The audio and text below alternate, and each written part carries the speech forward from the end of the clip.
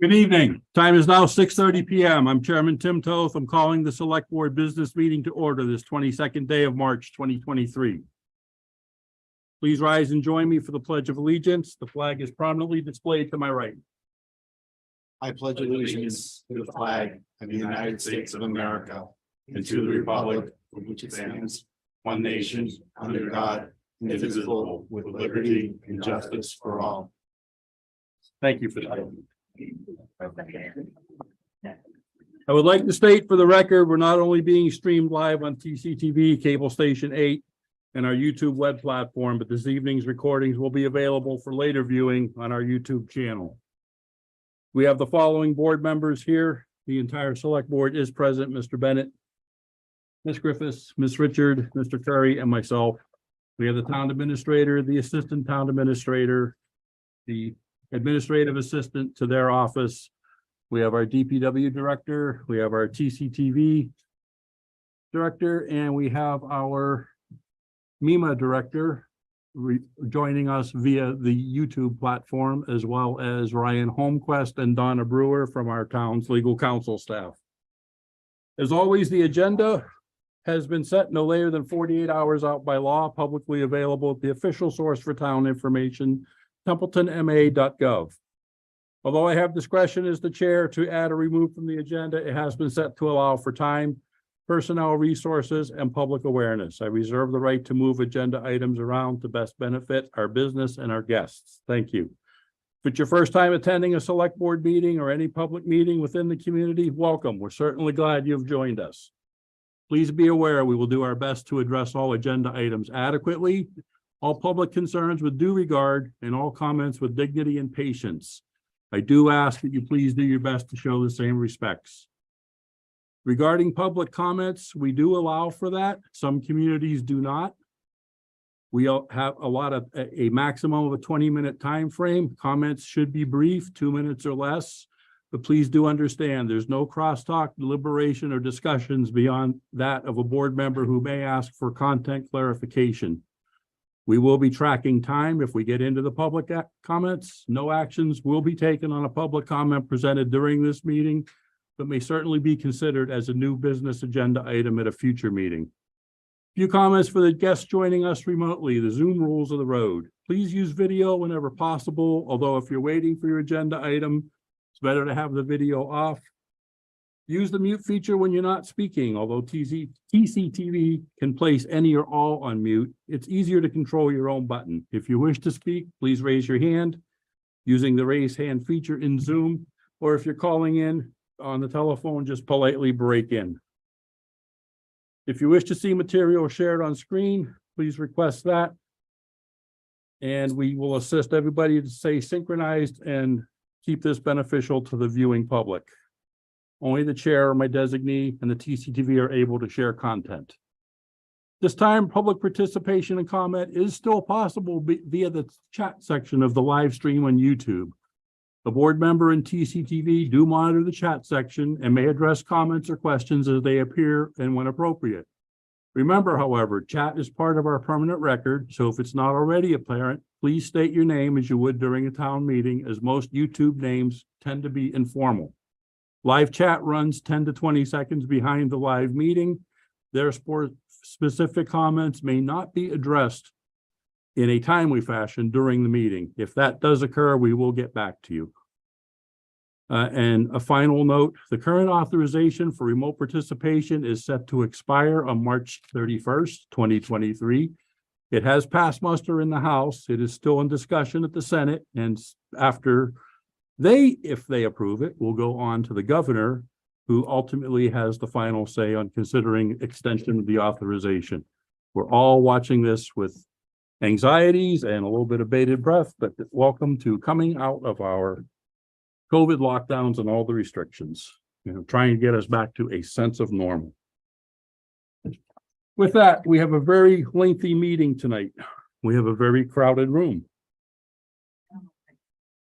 True. In the hallway in the top of the Yes. 30+ out in the hallway. As I stated, we can move agenda items around in the interest of getting through this. I am going to make a request that we consider taking old business item 6A out of order regarding the animal shelter lease. So moved. Second. I have a motion and a second. Any discussions, team? Second call, any discussions? Hearing none, I will bring this to a vote. Mr. Bennett? Yes. Ms. Griffiths? Yes. Ms. Richard? Yes. Mr. Perry? Yes. And I vote yes as well. Thank you, team.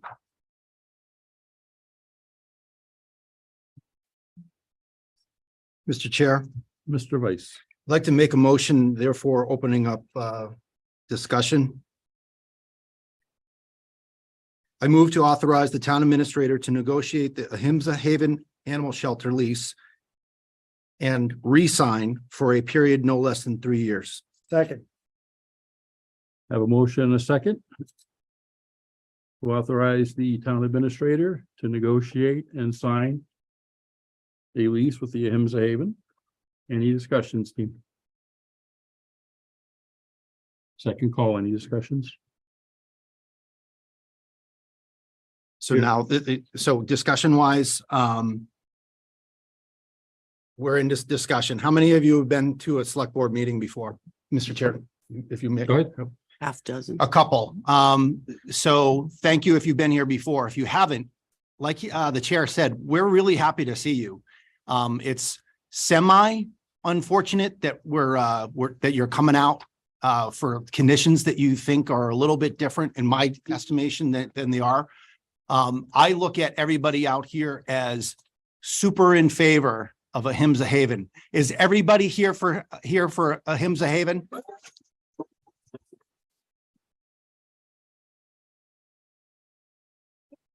I got the broken. Yeah, one. right.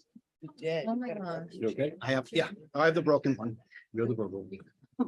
spilled a whole coffee down my shirt. You shouldn't go down, Mike. You have an equipment failure. We're aware of that. Thank you. Thank you. I didn't intend for that much. Can I get a vote on that to throw it out? Just ask the public. They're all here tonight, Bob. Buildings and grounds. Buildings and grounds. So, Mr. Chair, if I can continue? Go ahead. So I think there was some miscommunication that caused this to be over 2 periods of meetings. So good to see you. See a lot of you in the community. There's always been the intent to be able to have a community-based service like Ahimsa. In that process of discovery and letters, and certainly tonight, I think we can see that we really didn't need to go far for questions and answers. So I'm fully in support of not only their mission. I have a cat, Eleanor, in my cellar. She loves the cellar more than anything else. Loved it when I was working remote. So directly connected with Ahimsa. So I fully support the mission, Mr. Chair, and that's all I have to say. Thank you for that. It's a good opening. I will state for the record, and we did have some discussions, the vice, the TA and myself, which we can indeed do. It was concerning to me that the information that went out across Facebook was not entirely accurate. And I do believe, and Adam, correct me if I'm wrong, the term disingenuous was entered into the equation. And that was troubling to me. It truly was. What occurred on March 8th was a discussion and a discussion only. Somehow that blew up and blossomed into the select board doesn't want to renew the lease. We never got that far, folks. We were having a discussion and it didn't go any further. I see some hands. Hang on just a moment. So it was troubling to me to see that happened. And this is one of the exact downfalls of social media. You can say what you want. It doesn't necessarily have to be fact-based, but everybody's going to jump on board and everybody wants to support it. Well, the only thing I would caution is if you're gonna put something on Facebook, make sure it's accurate, please. So we have the director from AHIMSA here. Please come up. So I am Nicole Roberts. I don't know if- Is my mic on? I don't think my mic is on. Your mic is on. Okay. Nicole Roberts. I have been the president of AHIMSA Haven since 2016. I've been a volunteer since 2014. I am also a Templeton resident. I've been a Templeton resident since 1999. I support our mission wholeheartedly. And for the misunderstanding, with the Board of Selectmen, we were upset by the fact that there were discussions had that we were not made aware of. And then there was discussions at the February 22nd meeting. And that's what kind of got us upset. And yes, we did have that March 8th meeting Mhm. to which myself, Ed Poulin, the vice president, Adam was there, yourself Yep. and Bob. And the meeting did go well, but ultimately it is a Board of Selectmen vote. It's not a decision that could have been made at that March 8th meeting. So we sought for the public support in being here tonight, supporting our mission, supporting what I do or what we do and supporting the 3,000 cats that we saved alone being in Templeton. We felt we needed support because while there was nothing negative towards you as the Board of Selectmen, it was just something that we were upset by the fact that there was conversations had and we were never made aware. Either made aware through a phone conversation or made aware that we were an agenda item on that February 22nd meeting as a discussion. And that's where we were upset and Mhm. rightfully so. Duly noted. And the only question I have to that, it was indeed posted on the agenda that there would be a discussion. Mhm. When we enter a discussion, it's generally just that, a discussion. We Mhm. don't take action the first time something comes in front of this board. We need time to deliberate, look it over, do on it, come up with a plan, and Mhm. what are we going to do next? Understood. So if we did not have the social media blasts, I'm just curious how many people would have been here tonight seeing it on the agenda. And I'm throwing that out as a rhetorical question. Mhm. I don't Sure. really want a direct answer, but Mhm. I'm just throwing it out there. Mhm. Yeah. So So- this is where the statement disingenuous Mhm. came to be, because it was troubling to me the night after we had the meeting to see what went out across social media. And it's like, I was having a difficult time Yeah. dealing with it. The night of the meeting, I received a private text message of what went on. Mhm. So that had really nothing to do with social media. Okay. So, from a resident of town. But I do thank the Board of Selectmen and I recognize what you do. And I appreciate you allowing us to be in Templeton. And I appreciate you allowing us to help all the communities and all the cats that we do, because it really means a lot to us and it means a lot to the community, as you can see from the community support that we have here tonight.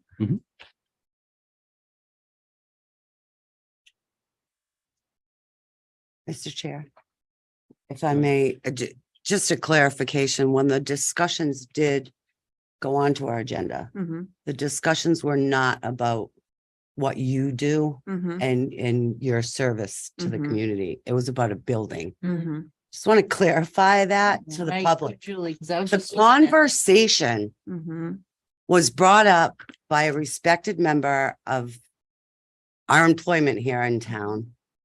And it was in regards to a building that mhm, we own in this town. mhm, And that was the discussion. mhm. And again, I'll, repeat nothing in Tim's there. words as well, that once something hits an agenda, we don't just vote. Mhm, It's not coming up for vote mhm, immediate unless it's on there for an action. mhm. And you're going to see that when you see the agenda, which we post in plenty of time for the whole community to see it Correct. and show up if they have any questions or concerns. Mhm. Or obviously for citizen input, we always look forward to a crowd like this. Mhm. This is amazing. I've been on the board. I'm very impressed, I have to say. Yeah. And I have 2 cats at home, just so y'all know. But I just want to clarify, the fact was Mhm. a discussion was had in regards to a building in the town of Templeton. It was not in regards to a business in the town of Templeton.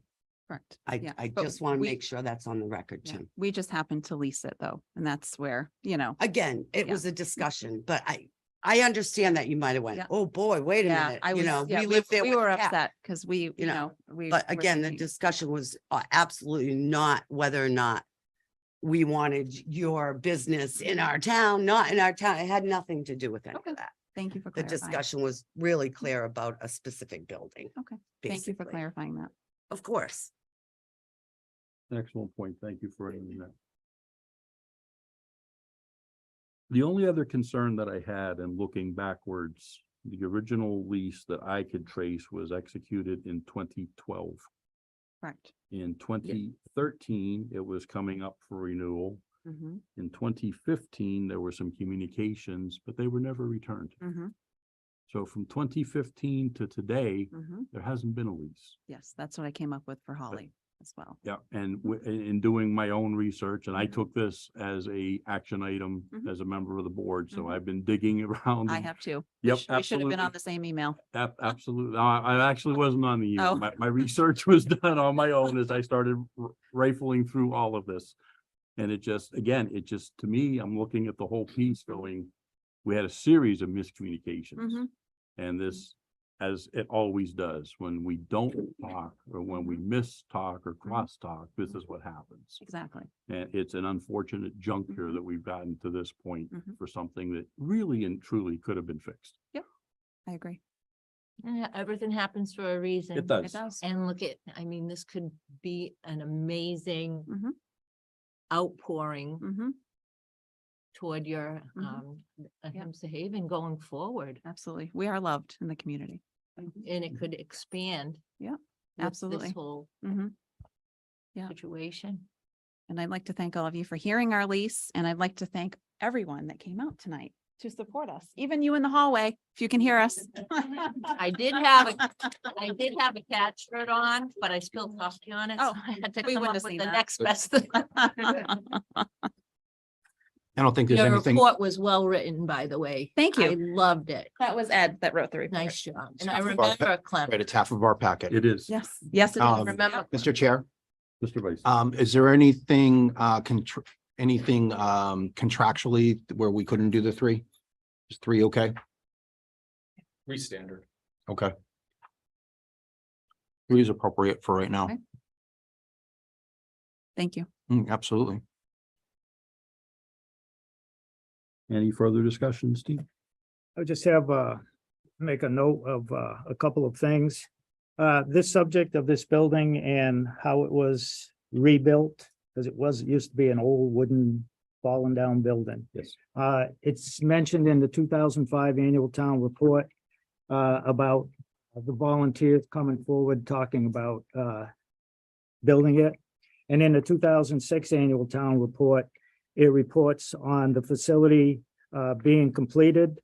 The beneficiaries of the town with monetary and material donations from countless businesses. Contractors and volunteers did the work. Monty Tech did the masonry work. And this was completed back in 2006.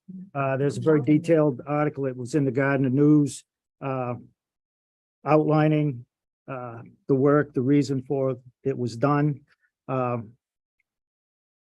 So, and it was built with the intent to be an animal control facility. Back then it was called a dog pound, but Yes. and I happened to be on the board back then when the initial lease was signed.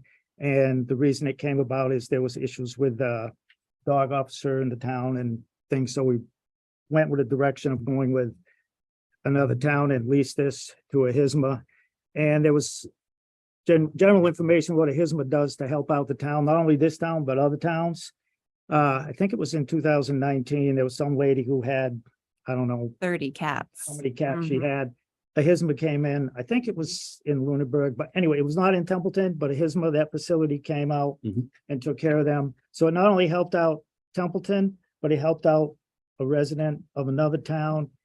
You can find many instances where this organization helps out a lot of other animal control facilities in the area towns. So they do a great service for, no impact on the tax rate, really. It helps out animal control facilities, not just in Templeton, but in all other towns. They have limited personnel, limited people. We all know the budget, things that happen. You have a great bunch of volunteers who support it in all different kinds of ways, and they help out the town.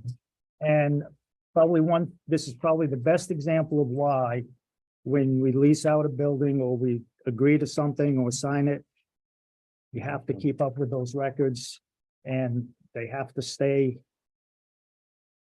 in our focus. Because you talk about something and these people, for all they understood they had a lease or an agreement to use this town building that was built specifically by volunteers and materials donations and contractors for animal control stuff, not for office space. I think that's part of the thing that I'm probably not the only one that remembers all this way back stuff. And that's probably why people get fired up.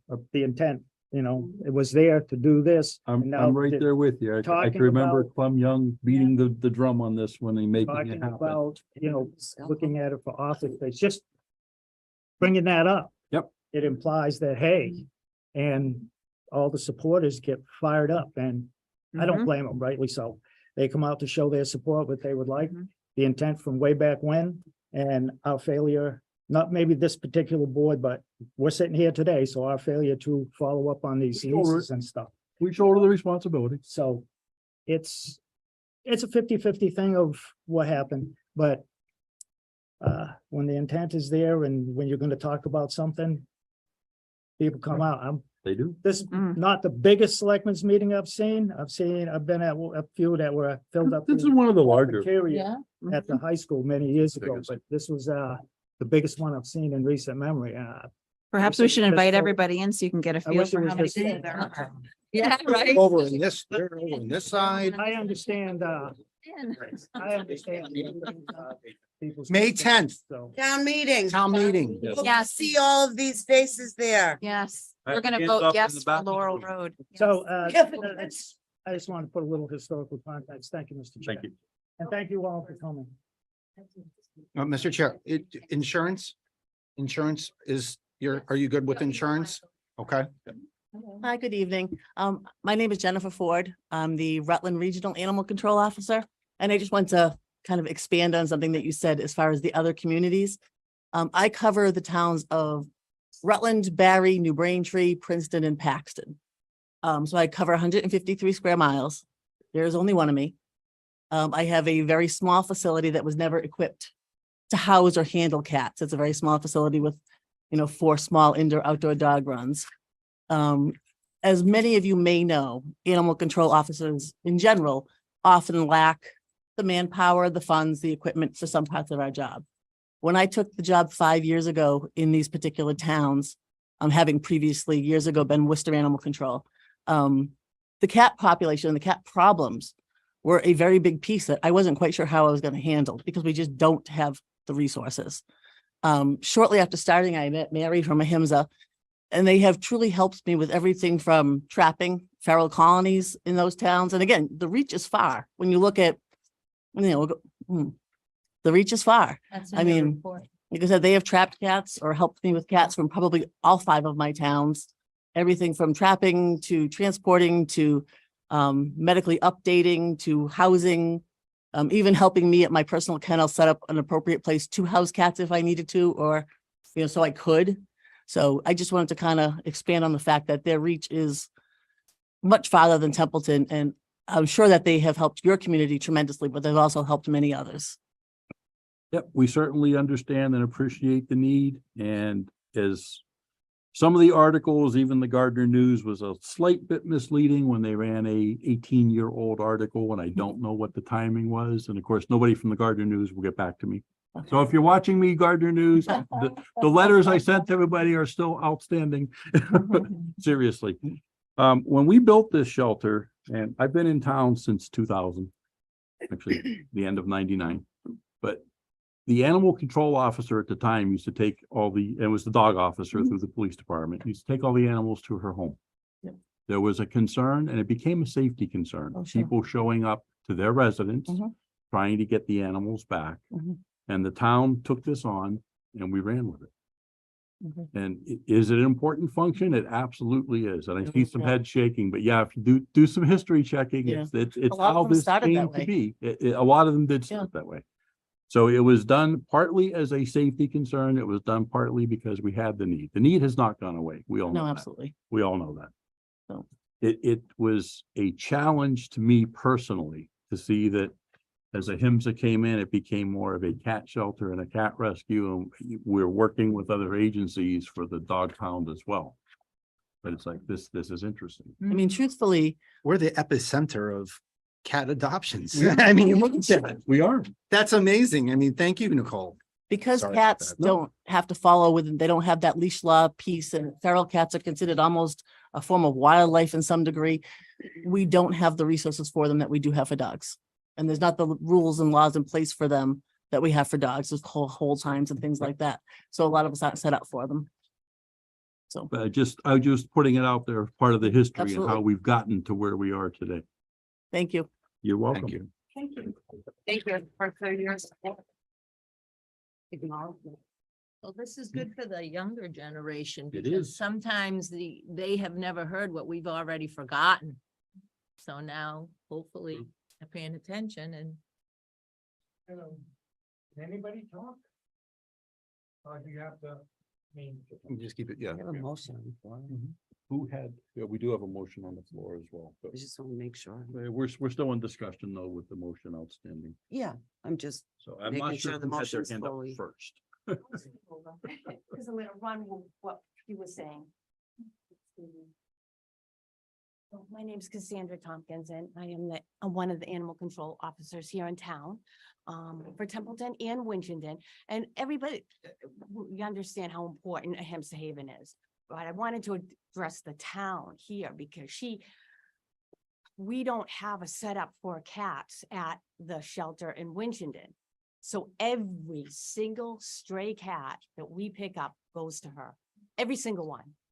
And she's always there for us, always there, 24/7. And not only does she take all of our strays, but if a cat is hit by a car or injured in some way, medical treatment is limited by the town and how much can be spent. On many, many occasions, she has stepped up to the plate and actually paid more of the bill for these animals to be treated properly and brought back to her shelter. She's invaluable to the community, invaluable. And I just want to let you know, as animal control, we are always using her constantly. Thank goodness for her. Amen. Yeah. thank you. Thank you for that. Yeah. Thank you. Gentleman on the right, on my right.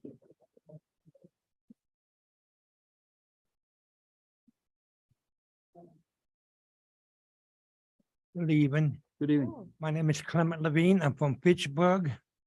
2 months ago, I came to the shelter and I got a cat. She's only about 3 years old. They give you a story about the cat. They found the cat when it was, a little baby. It was homeless. And I feel like they should keep the shelter open because you got people, even, pretty far it comes. Pittsburgh doesn't, as far as I know, it don't have an animal shelter. Okay, it has vets, but no animal shelters. And I didn't know about this animal shelter till about 3 months ago. I live with a roommate, and she brought me here to get the kitten, and they do a good job. They like that. These two ladies said they bring in stray cats and all that, and they help them out. And we find out about them online. So I think you should keep the shelter open. I don't know about you people, if you have dogs or cats, or some people have snakes or mice or rats. You know how it feels. They come part of the family, and they are part of the family. I'm not trying to be rude or mean, but each city and town have extra. They own a lot of property they don't use. I mean, why do you have to get rid of the animal shelter when you can use another property for office building? And if we do move these people out, help them give them time which I don't want you to move, kick them out. Give them time to find a place or help them and give them money so they can get a place. They can do it because it's, the only way they get the money is from the people who come to get the cats. Yep, I appreciate that. I understand that. And I just want to redirect and reground this conversation. The discussion is not to close the shelter. The discussion that was entered on the table was renewing the lease. Those are two entirely different subjects. And this is where the social media blended everything. And in my perspective is where we had the disservice and the misinformation. So it highlights it very well. And yes, I understand what you're saying. For the record, I have 2 cats. No, they did not come through a HIMSA. And Nicole and I have spoken about that. There was a long convoluted process and we went elsewhere. I'm glad you have a And I also raise alpaca. That's a whole different set of rules and animals. But if you do will, do the contract, make it for 10 or 20 years. Okay? Because they do go out and get cats and stray cats and, They are an asset to our community and we are all well aware of it and everyone on this board is supporting that 100%, sir. thank you. You're welcome. I appreciate the thought on a 10 or 20-year lease, but I think the Attorney General would have a lot to say about that. We'll see you in 3 3 years. years is the standard. And he contract. drove all the way from Fitchburg. He did. But why the attorney in general? You're the people in this town, so you make the decision. So, why is he gotta come in? We make them for everybody. We make them for For everybody. everybody, yeah. And we also do have to follow state laws. And you know how you said you have 2 cats, you know how they are. They become part of the family. Yep. Very much so. Thanks, Clement. Okay, thank you. Thank you.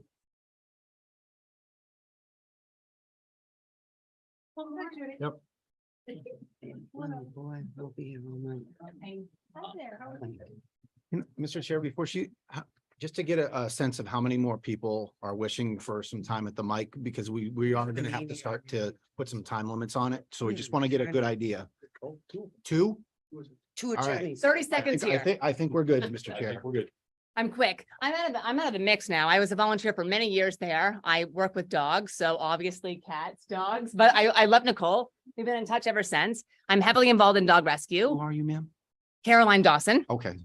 And I will say that disingenuous is not a word that I would use in the top 10,000 words to describe Nicole. So I have to say that just in terms of Facebook and everything, I've been involved in other things, other towns, other states. Every time I've shown up at a meeting, everything was a done deal. Oh yeah, you can voice your concern, but it's already done, so just don't bother. So I think that the concern is pretty valid for the community. Nothing about the cat rescue or being kicked out or the building lease and being renewed, but it's just the idea that it was a done deal, I think was just startling to everyone.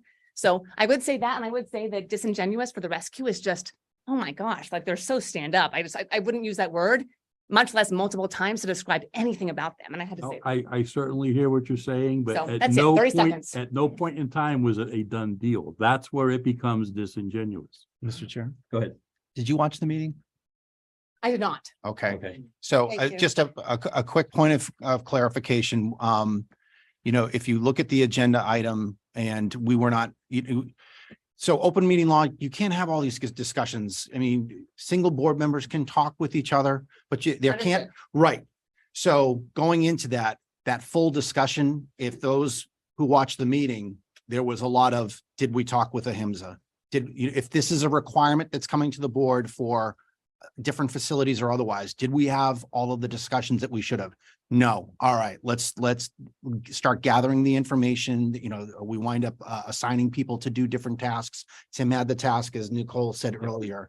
So Fact finding and yes. I just wanted to be able to Yeah, I'm just saying that the word was used so many times in this meeting, which is the first time that I've been here, and I would vehemently disagree that that's an adjective that describes them. That's all I'm saying. yeah. That's all I'm saying. As I think that for rightful reasons in terms of the irony, integrity. I think, Mr. Chair, was I think that was also the meeting where I had not my diatribe, but when I discussed social media Yes.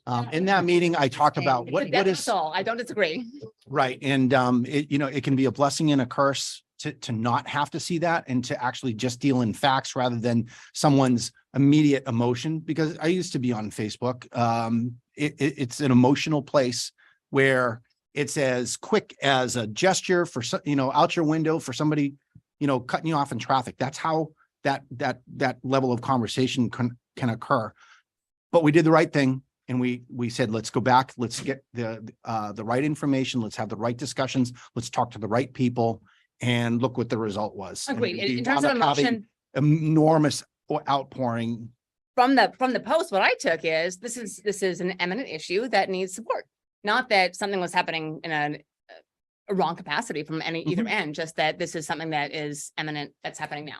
Okay. So I don't think that it was disingenuous. And it's funny because that night, the two of you with Adam, I went to bed and I could sleep. I'm like, these two are so passionate about animals and so responsible. I had no qualms, doubts that it was going to be handled in the utmost professional and caring way. And I don't know if you all got emails from Kathy King, but that's what I told her. I said, Mike and Tim are just the perfect two people. You know, and unbeknownst to me, you had There's a cats, lot of- Julie, but Yeah, there was a lot of the emails. fact a lot that of Mike letters. has horses, Tim has alpacas, he's on a board. I mean, they know their thing, they know more their stuff. So, Thanks, Jerry. Thank you again, for I the kind felt words. so good about that.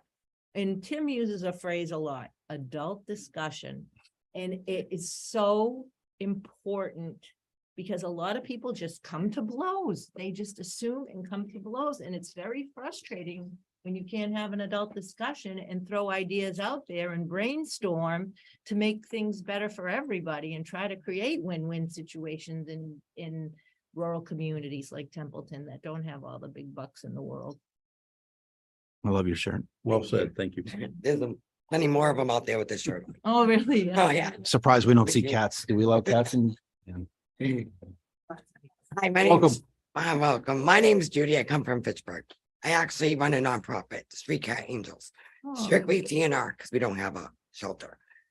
Without a HIMSA and these wonderful ladies, yeah, Fitchburg would be overrun. One of you guys mentioned the lady from Lunenburg that had the 33 cats. That wasn't Lunenburg. That was Fitchburg. That was Maria, who passed away. It came from my city is overrun. We're overrun in Fitchburg with cats. I'm constantly taking in cats, constantly trapping. If it wasn't for a HIMSA, guaranteed. I mean, they took in Salty, Well, in the From report Fitchburg. that, I forget. who the was gentleman- frozen in I Fitchburg. forget your name again, sir. Judy, Judy and Ed. Well, in Ed's report, it did the life cycle of how many cats in 6 years. There could be over 10,000 yeah, cats. Fitchburg was over, we've been overrun. Right, 10,000 something in 6 years. Am I, what is it? 70, 70. Oh, I'm sorry. and there's a lot. So without a HIMSA haven, because I just do the TNR, but if we come across friendlies or kittens that could be socialized, a HIMSA haven steps in. Without them, I'd be putting kittens back, be putting back cats that could find homes. And it's just, they're the only shelter, Fitchburg, and the Fitchburg shelter shut down 2012. We lost our shelter. So we have nothing. And our animal control, which I was looking for, Dottie would be here. He uses a HIMSA haven a lot. I just figured I put my two Thank you. things in Thank there. you for that. so Thanks much. for what you do. Thank you. Have a great day. So which one do we want to move? Oh, I think that was it. Okay. So, Mr. Chair, there's excellent discussion. We still have the motion that's been made and seconded. So in the interest of time, and we have a very heavy schedule in front of us tonight. We also have our 10 o'clock hard stop. We have a motion to authorize town administrators to negotiate the HIMSA Haven Animal Shelter lease has been duly seconded. Team, any further discussion from the board? Second call, any further discussions? Bring this to a vote. Mr. Bennett, Yes. Ms. Griffiths. Yes, Ms. Richard, Yes. Mr. Curry. Yes. I vote yes as well. thank you very much.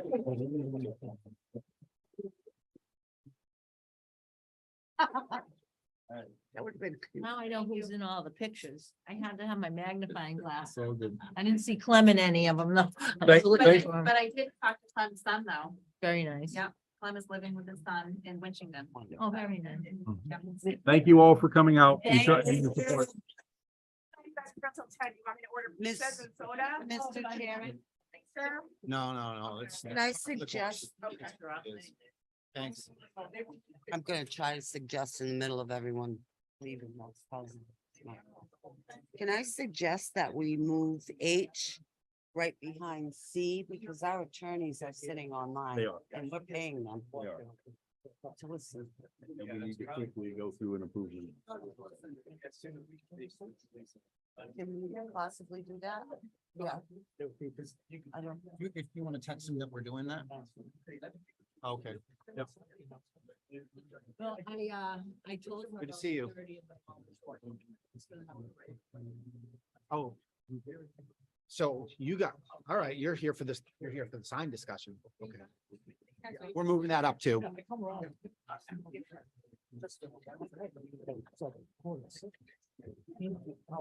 Haven't had. Doctor said, you don't need to walk more, but I didn't want that day. I looked at my watch and I go, oh. 5 minutes early, and they're already.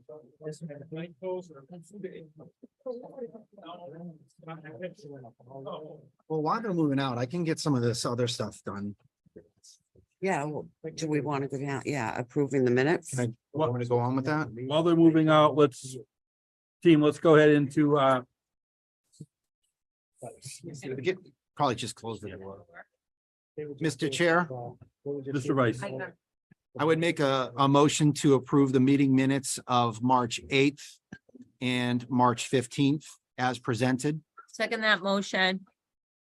I have a motion duly made and seconded to approve the meeting minutes of 3/8/23 and 3/15/23. Any discussions? That was Mike. Mike made the motion? Yeah. Mike made the motion. I just had a quick question, Holly. On March 8th, the actual date, September 23rd for the race under C, September 23rd, not August 23rd. On March 8th meeting minutes under 5C, it says, I forgot to look it up, asking to hold the 5K in Templeton again on September 23rd.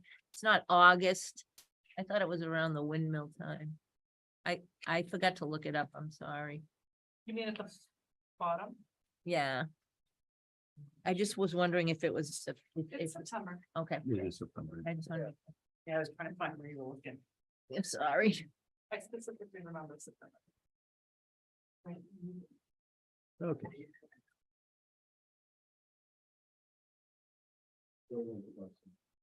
Hmm?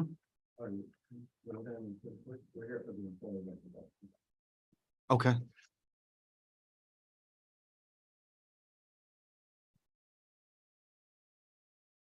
We still in the minutes? I think just. We're still on the minute. One, typo. Did that answer your question? Yeah, one typo. I bother. Yeah, bring it up. I'm in, so I'll make, Or there's I- one typo okay. on 7 board member administrator comments and reports under Griffiths mentioned snow removal bylaws and recreation announcements, not announces. I am in my motion to as amended.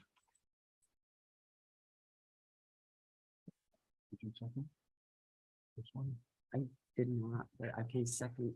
Who had the second? Terry had the second. Okay. You. Can you amend the second your Yes. amended? Yeah, I do. thank you. So amended motion and seconded with the corrections and the verification of the date. Any further discussions, team?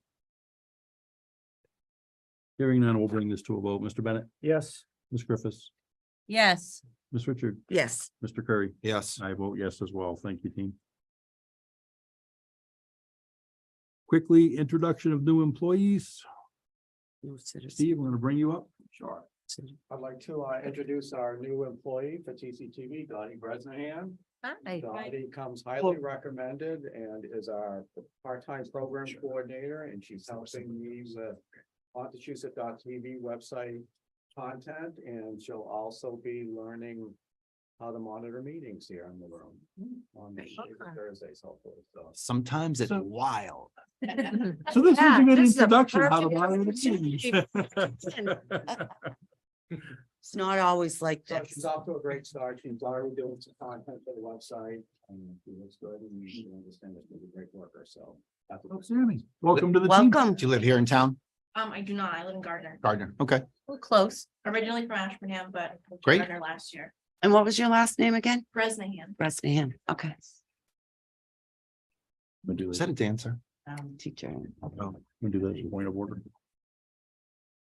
Thank you for welcoming. Point of order, Mr. Chair. Go ahead. Mr. Just Vice. in the interest of making sure that everybody had their due moment in case they weren't here for the cat shelter, for HIMSA, just if we could revisit citizen input. Excellent. Thank you. Thank you, Mike. We'll do a second quick pass on citizen input. If there's any. Everybody bolting to the microphone. Okay. We do have our members of our legal team sitting there in Zoom land. Hello, Donna. Hello, Ryan. We're gonna bring up action item H, 5H, it's the proposed sign and flag bylaw.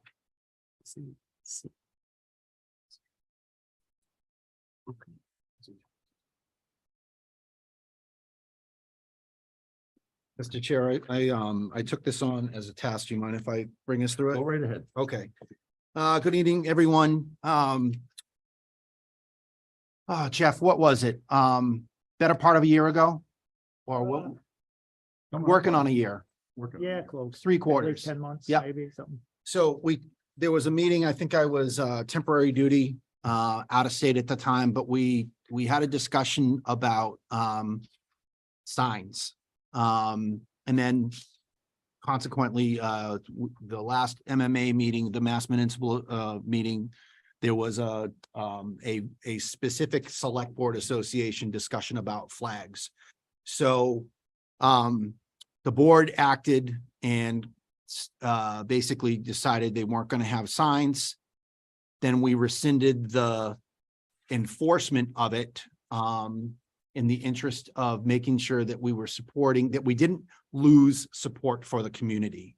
That's a huge, our agribusiness in town is quite large. So we wanted to make sure that we weren't putting the cart before the horse. I pledged at that meeting that I would work on a bylaw to work on that. As I said to Dave Pease before the meeting, to basically put all the best intentions to make sure that we were rooted in something that the community would then therefore vote on at town meeting and enshrine into our bylaws. So what I did, what you see in the packet, it was a first pass. I did a lot of research, Mass General Law, other communities, our own discussions, our community's needs throughout discussions.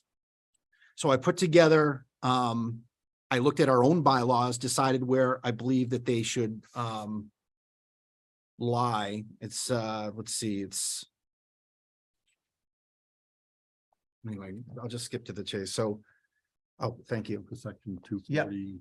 Amend Templeton bylaw, chapter 240, and then add article 6, and then title that article signs and flags, and then they would have basically 3 areas: signs, flags, and enforcement violations or otherwise. So if you look at our town bylaws, that's how pretty much the structure goes.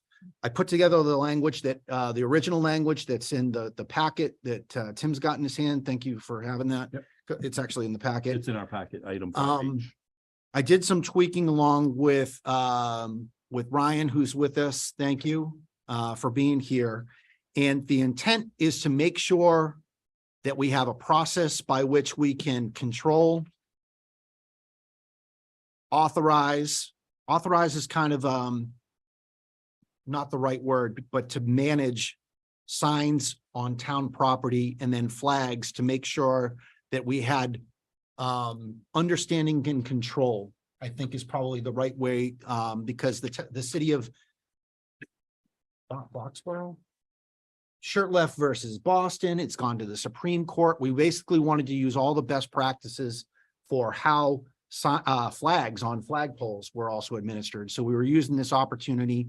Again, I'll use the phrase enshrine into our bylaws, the ability to not only respond to the residents and our businesses' needs, but to make sure that we actually did have something that was not just a select board's policy, but a mandate from the people.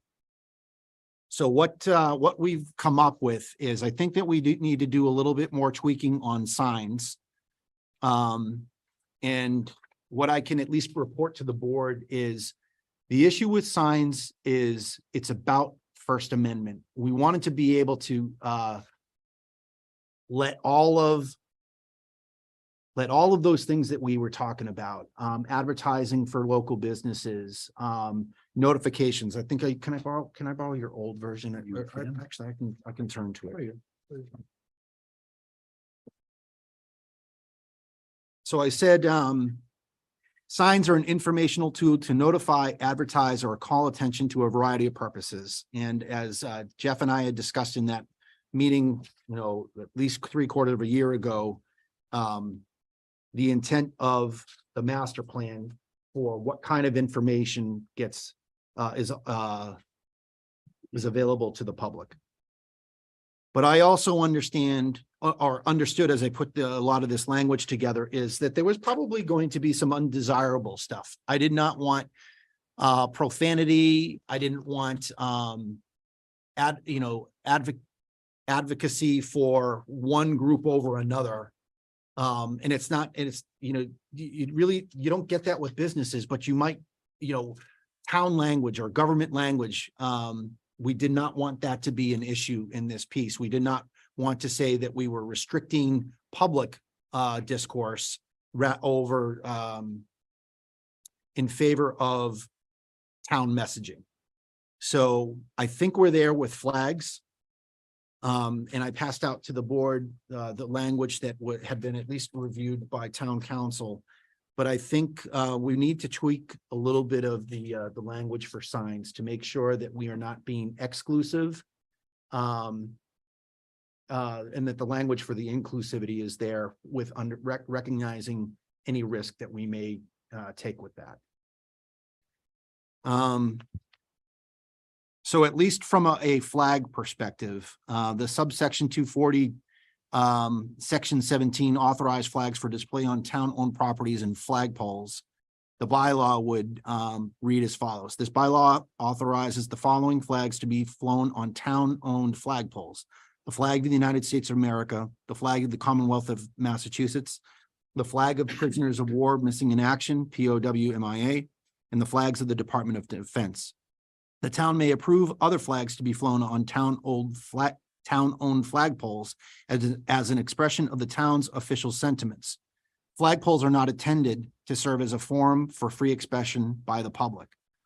Flags with the following characteristics will specifically not be accepted for display.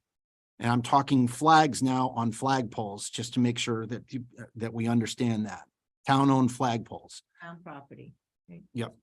Flags that promote political fundraising within the meaning of Mass General Laws, Chapter 55. B, flags that promote or oppose a candidate, ballot question, political party, political committee, or other matter placed or to be placed before the voters at the polls, or that otherwise promotes a political campaign purpose within the meaning of Mass General Laws, Chapter 50 through 55. Flags that endorse religion or any particular religion that endorse opposition to religion in any particular religion. D, flags that contain commercial advertising. E, flags that are not appropriate for general audiences of all ages. F, applications may also be denied if they do not comply with the requirements of this policy or other relevant requirements, bylaws, regulations, or policies of the town. Approval of the placement of a flag on town-owned flagpoles shall be the responsibility of the select board and selectively delegated to the town administrator. In cases where delegated responsibility causes a difference of approval or denial for any of the authorized approvers, the ultimate final decision authority resides with the select board. The approval of requests for the placement of flags on town-owned flagpoles shall be accomplished by making requests to the select board in accordance with the established select board policy. A record of approvals and denials shall be kept in the select board and town administrators' municipal offices. Once we, so end of chapter 240:17. Ryan, would the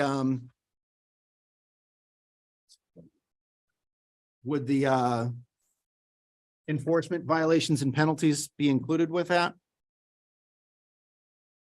So I think that that can be included with that. It may need a little tweaking just to make sure it matches up only with that section and not with the signs section. If that's still in progress, but yes, you could have enforcement of that section. Okay. Thank you for that. Mike, I would just like to see one sentence added to what's being proposed, is that all flags displayed on town flagpoles are town property. And that was a carryover from the session you and I attended at the MMA conference. Okay. That was a very strong recommendation. I believe that had the Attorney General support behind it as well. Okay. And finally, on signs, because I know we've got some people in the audience that are interested in that aspect of it. So the discussion back and forth with town council, we had similar language to talk about. Dave, oh, there he is. We had similar language to basically talk about signs. It described what a sign is. It described that a sign can't be placed where a sidewalk and, you can't block a handicapped ramp and otherwise. And then a very similar subset of, signs wouldn't be this, it wouldn't be that. But I think what we need to be able to do is change the language to say, here's how we're authorizing them, but not have the restrictions, because that's where we wind up getting into, it's about it's town property, but it becomes town language from a signs perspective. And as soon as we start to try and insinuate like we're changing, using town thought or town speech, I think that's the word I was looking for, town speech, that we would be infringing on the rights of individuals to say what they want on their sign, and we can't do that. So we're trying to make sure, rather than just slashing that language out, that we would wind up just making sure that the language is tighter to have the same, for everything I just read about how flags would be managed, signs would then therefore go the same way. Ryan, did I explain that properly? So I think that there's really two distinct issues to be thinking about here. So as you've explained, in some cases, signs and flags can be considered the town's own speech. And when it is, the town has control over what message is expressed by those signs or that flag. Nobody no private citizen can force the town to express some sort of message that it doesn't endorse.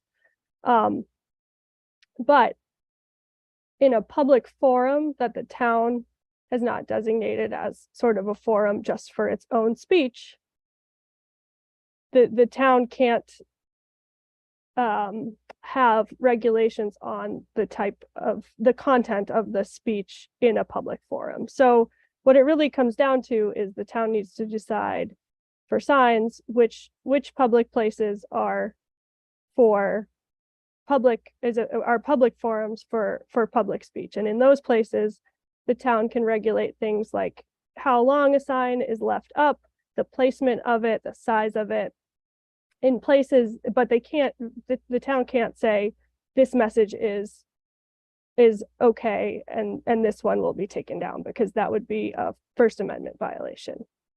In places like flagpoles, which are a pretty traditional place for government speech, for the town speech that not just anyone can come put their message on, that's the kind of of place where the town can regulate what is being said or what message is being expressed. The complication to this is that if the town allows some speech if the town allows a message in a place that it's designated as a place for town speech, but that message is more commercial or something that's not really something that the town has a position on, like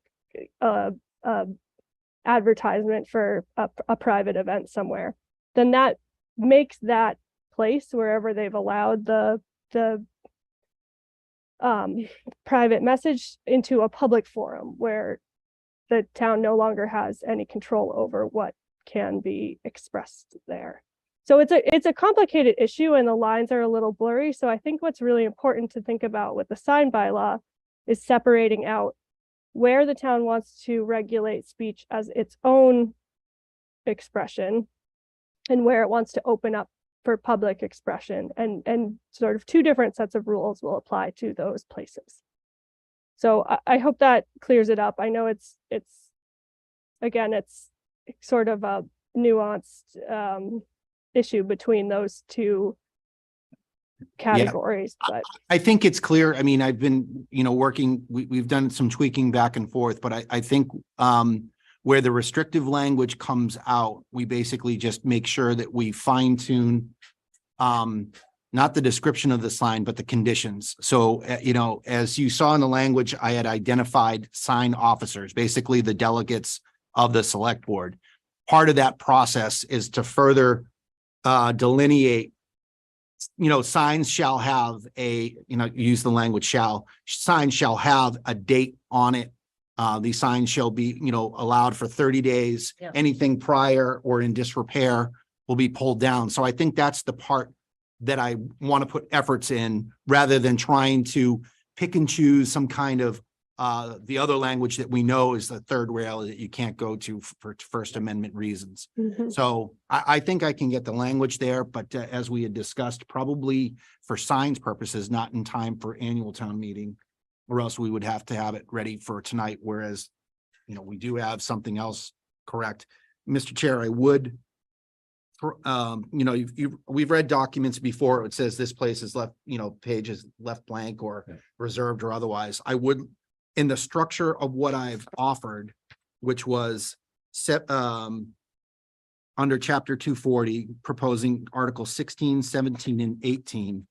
I'd like to have article 16 reserved for signs without language, however that plays out. And then I would like to move forward with proposed subsection 240 -17 and 18, basically flags and then enforcement. Duly noted. And I'll have to actually. Can the flag, so can 17 stand by itself because the 18 was written with sign language and it's got, yeah. Sign language, I get it. I see what you did there. Can I do it just with the 17, which is what you had helped me with the language? Can I do it without the enforcement violations and penalties right now? So what would you like? Sorry, what are you asking to do with So it? suggested changes as I just read them. It was subsection 240-17, and then I put my foot in my mouth and said, can I also add 18, which is the enforcement? I don't think I need the enforcement right now. So do you mean to put on this town meeting warrant for the spring? Town meeting warrant would have 240-17 flags for display on town-owned flagpoles.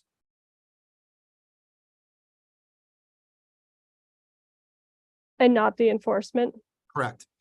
So you can vote tonight to put the enforcement section on Okay. the warrant and continue to So change the language if you'd like to. So the enforcement language, subsection 18 has signs. So I need to, do a quick find and replace for signs and put flags. And then amend, and then once we get the sign language done, we'll just amend subsection 18 enforcement to include the word signs. Right. That's definitely an option. Okay. Mr. Chair, that's my report. I know that we've got people in the room that might want to chime in or otherwise, but real quick, back to you. Great job, Mike. And I have a question. Are we allowed to limit the amount of signs allowed? I know that was a resident concern that there were Yes. too many signs at one time on the common and it was looking trashy. It's like a smart metric. It has to be specific and measurable. So if we want to do that and then me include the language in there, yes, we can do that. You know, no more than 10 signs per, I don't know, Season. a square hectare. I don't know. Yeah, square hectares. I think the spirit and intent here, and to look at business models, we're all used to everything being restrictive, telling us why we cannot do something. I like the Japanese business model, and when they put out a rule, a regulation, a requirement, they'll give you a list of 4, 6, 8 reasons why you can do something and what is the reference behind it. And I truly think this is the spirit and intent of what we're doing, which is moving us in the correct direction. I see Logan had his hand up. Yes, we do have a question coming in on chat, which is how long will the approval, denial letters be retained in the town office? Public Records Officer. As long as the retention schedules. Okay. It would be according to retention schedules is the answer. Thank you for that, Logan.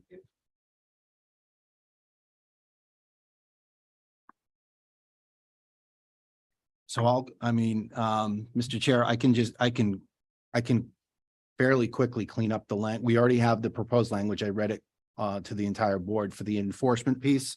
You want me to read that out loud? No, you already did. It's pretty standard. Yep. For as I will try and switch out the word sign with flag for now. Although the select board reserves the right to approve and deny flag permits, the police department and Department of Public Works of the town of Templeton are hereby charged with the enforcement of this bylaw and are hereby designated as, I'm gonna have to change the language. I would just leave it on. Yeah.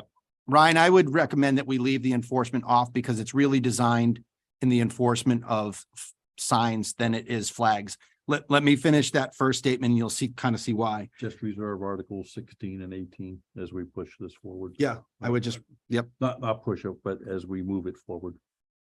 Yeah, because it talks about the police department and Department of Public Works of the town of Templeton are hereby charged with the enforcement of this bylaw and are hereby designated as sign officers. I'm going to read all the way through it because it'll kind of give a flavor of what's to come or what we're looking about, how it's going to work. The sign officers are further authorized upon notice as herein provided to order the repair, removal, or revocation of any sign which in his or her judgment is or likely to become dangerous, unsafe, or in disrepair, or which is erected or maintained contrary to this bylaw, or which exceeds the conditions of the permit. We could also, the permit could say for 30 days. Or, Christmas season or something like that. So conditions of the permit, it's kind of written into that. That's good. The sign officer is not required to serve any notice to the owner and will provide storage of the non-conforming sign for a period of not to exceed 30 calendar days, after which time the sign will be discarded or destroyed. This bylaw shall carry a fine of not less than $25 and not more than $100. This bylaw may also be enforced by any designated agent of the town of Templeton in the method provided in Mass General Law 40, subsection 21 Delta. Any person who violates any provision of this bylaw shall be subject to a penalty of $25 for the first offense, $50 for the second, $100 for the third, and each subsequent offense. Each day that a violation exists shall be deemed a separate offense. But that should be understood as not conforming with the bylaw. The bylaw is being written to make sure that the town is able, it has a way to approve. And I'll use the word protect. If it's approved, no one can deny if it has an approval and it's sitting where the select board said, go forth, conquer. So, like Tim said, I would basically reserve subsection 16 as reserved for the signs. We'll go forward with subsection 17, flags for display on town-owned flagpoles. And then subsection 18, enforcement violations and penalties, will catch up with flags and signs.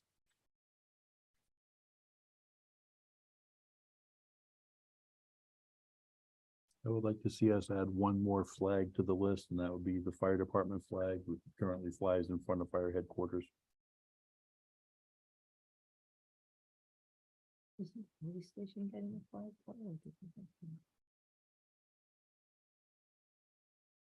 Is that the official designation? Fire department? Flag of the department. I'll make sure I have that. Adam, the question was just raised quietly. Is the police station also getting a flagpole? They have a flagpole. And is it just the American flag on that, or do they fly a police flag as well? Okay, May also want to consider when we got Gilman-Waite as well. We're gonna have to control that. but this is all encompassing where they are, the town-owned property and flagpoles, so. Excellent point, though. Thank you for that. What was the point? Hmm. I'm sorry, I missed that. The telescopic flagpole that's installed at the police station, the Okay. flagpole up at Gilman-Waite, but that's already on town property. What flags do they have? Everything. So we're gonna Okay, have the to ones be that I just careful. mentioned? Oh, Gail Noel has her hand up. Tim. Not sure, we'll have to look Gail into. Noel has her hand up. They fly in, All out Okay. flags have just the flag of Payoff. right? The state seal. Yeah. TC flags. Well, we're identifying the basic, the baseline for flags, and then the bylaw approval of the placement of a flag on town-owned flagpole shall be the responsibility of the select board. So we've got, as long as we have a good baseline, we can also take them as they come. We have 14 locations with 14 flags. Okay, definitely needed. Certainly. There's a question, Gail? I just want to, maybe you said authorizes only town-owned flags. Including but not limited to the following. Oh, there you go. The wording you were looking for, Mike.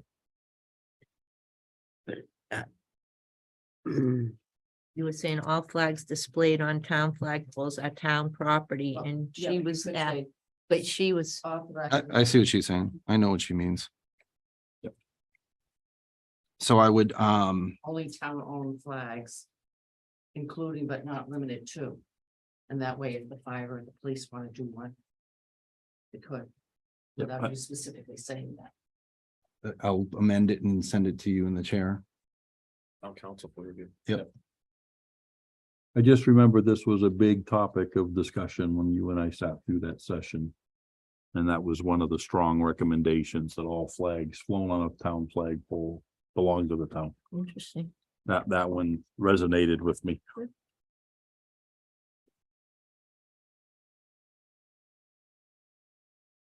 Thank you for that, Gail.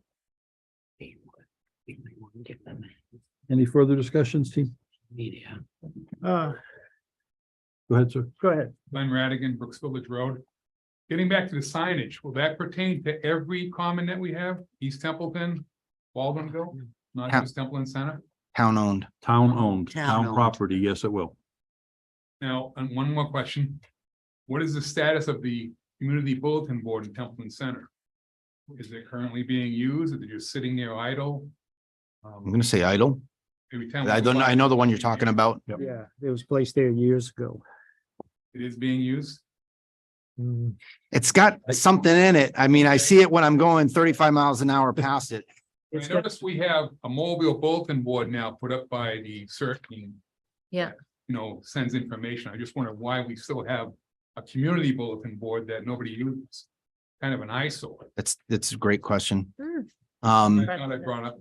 yeah, Nope, that's good. And this may be a historical carryover, because if memory serves me correct, this went back to the high school band or the Templeton Community Band. And once upon a time, that's how they used to post the upcoming concerts. But I need to do a little bit of digging on that, but my memory might be a little weak on that one, but I'm remembering that's how that came to be. I just can't tell you when that came to be. Sid, It's got like a key, does it have like a glass cover or key or something like that? Glass Yeah, cover, so I it's believe. not like someone can just go by and put, town Right. concert coming, that sort of thing. Maybe that's something that, I mean, You could tape to it. Mr. but- Chairman, Go ahead. I believe if you talk to Steve Babineau, he can probably answer your questions on that. Thank you for that. but it's not very usable if it's, Right. yeah. I see your point. Nobody can. Or not usable, or readable if no one, if there's, no one can park there and read it. Mm, That's why the, Rich is Yeah. effective. Can I interject a quick? I saw an interesting use on the electronic signs over in Gardner. They were advertising what positions were available, what jobs were Yep, available. I've seen that as well. That's pretty cool. Other Something we communities can as do with well. Our electronic sign.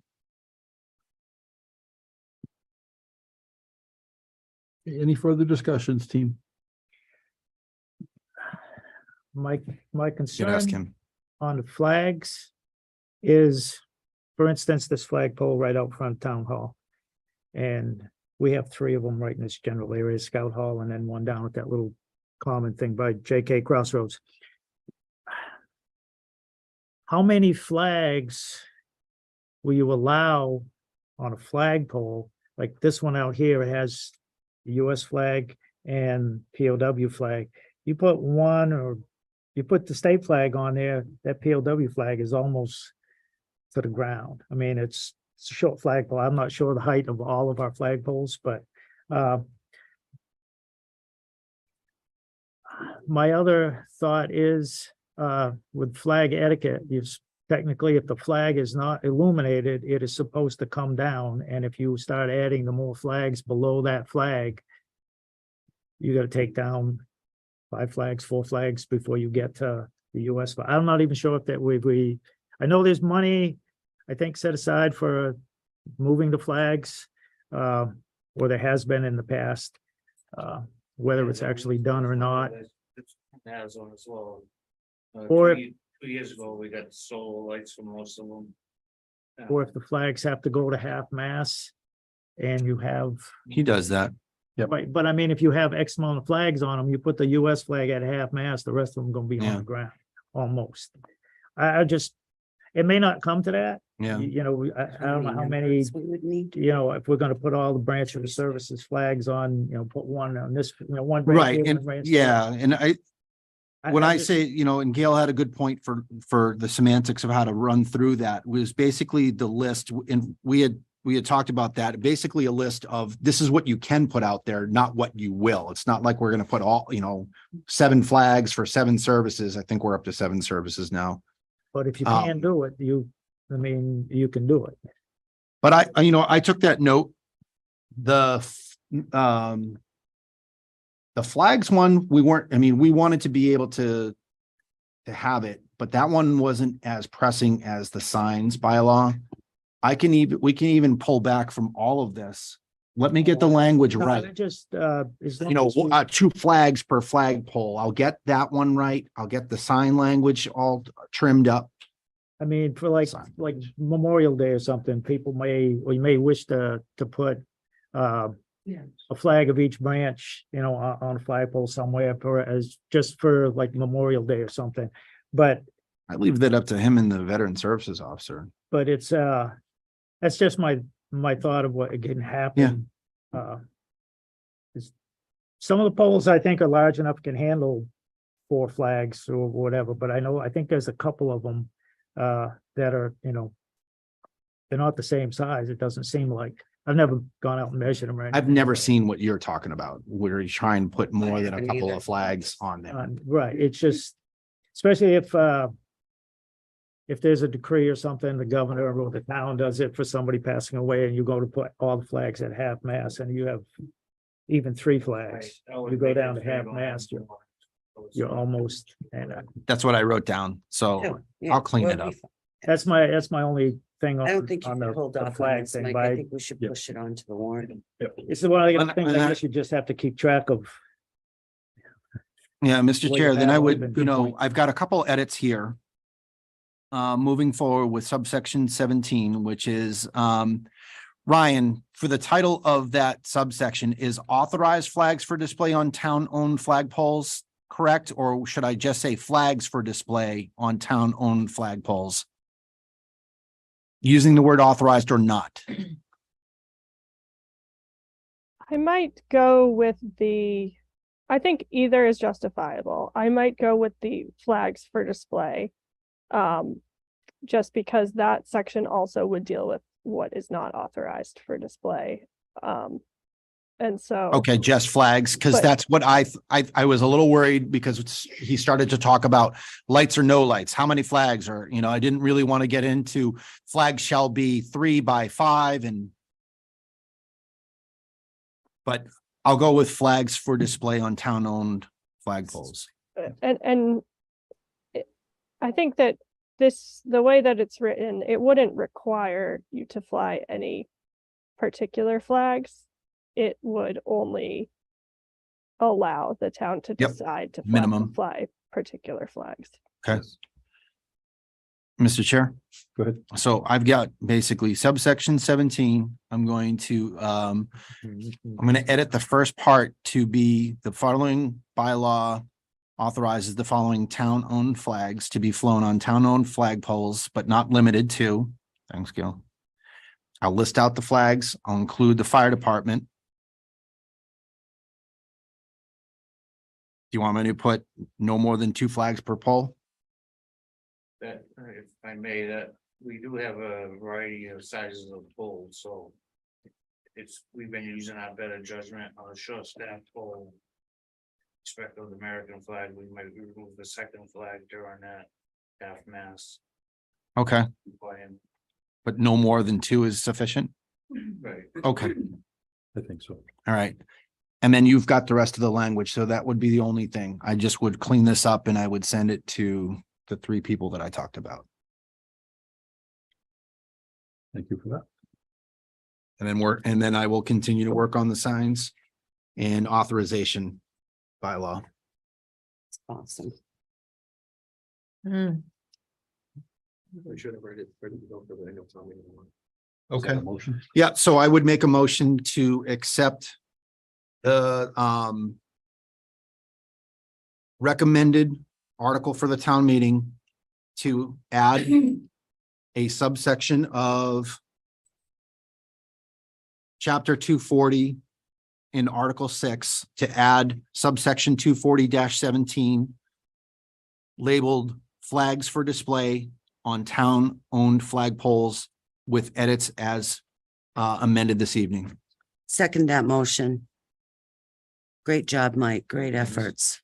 Yeah, thank you. That was a lot of work getting it together. I'm Absolutely. I very like much it. aware. It's succinct though, too. It's not. Yeah, drawn out and some- long and. Some towns It's had 10 pages. pages. Yeah, Oh my gosh. yeah, you got it done. You Yep. got it done. Good job. First rule is don't make more rules. Yeah. Any further discussions, team? Second call, any further discussions? Hearing none, let's bring this to a vote. Mr. Bennett, Yes. Ms. Griffiths, Yes. Ms. Richard, Yes. Mr. Curry. Yes. I vote yes as well. Thank you, team. Thank you, Ryan. Thank you. Thank you, Mr. Chair. Thank you, everyone. Thanks, Thank Ryan. you. Okay, bringing us up, we're gonna fall back into the proposed plan of action. And we will go to item 5C, the proposed regional school district agreement.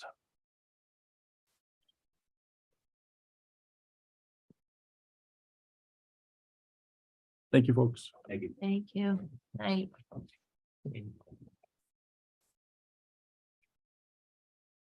The one thing would you like to present this?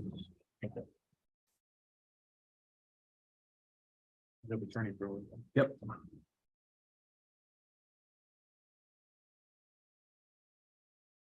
What we have in front of us, folks, item 5A with the proposal. And this is the letter that came to us on March 2nd of this month from the NRSD. It's two versions of the draft regional agreement dated April 18th, 2022. We have the markup version and a clean copy with no highlighting. The school committee unanimously voted to accept the document. We respectfully request proposed regional agreement be added to your respective warrants for consideration at your next town meeting. School committee also voted to dissolve the regional agreement amendment committee with a vote of approval by the school committee of the proposed agreement. The change of this group, the charge of this group has been met. So having served on this, I will speak to it. This was a culmination of about 19 months worth of work. When I agreed to the RAAC, I had no idea we were going to drag it out this far and this long, but that's okay. It happened. We finally got it to the finish line. It was a lot of work to get us to the finish line. There was a lot of pushing, shoving, yelling, screaming, and yeah. The member communities were present. I will say this is a far cry, and I've seen the agreements back as far as 1955, the 1977, which was prior to school reform, the 2004, which interestingly enough was approved by both communities, but never approved by DESI. And as this one came forward, the original intent, as I recall, as the RAC was winding down, was they wanted to send this to the two member towns before the school committee agreed on it. And it was by their own policy that was not the proper way to do it. When I was researching earlier in the week, I can't even find the policy that addresses the Regional Agreement Amendment Committee. I'm not sure if that was an error or omission or just the fact that it's been dissolved and they have taken it out. That's not our concern at this point, but it did just raise a question in my mind. The only other piece I would add to this for consideration in the future is we add language if the RAC does reconvene, and we were recommending a periodic review of this on a 5 to 6 year basis. And that we also specify this needs to be a 4, maximum 5-month process, not to have this draw out as long and as far as it did. Donna, I know you and I have conversed on this topic. Anything to add, or did I miss anything? I think you've covered it. Thank you.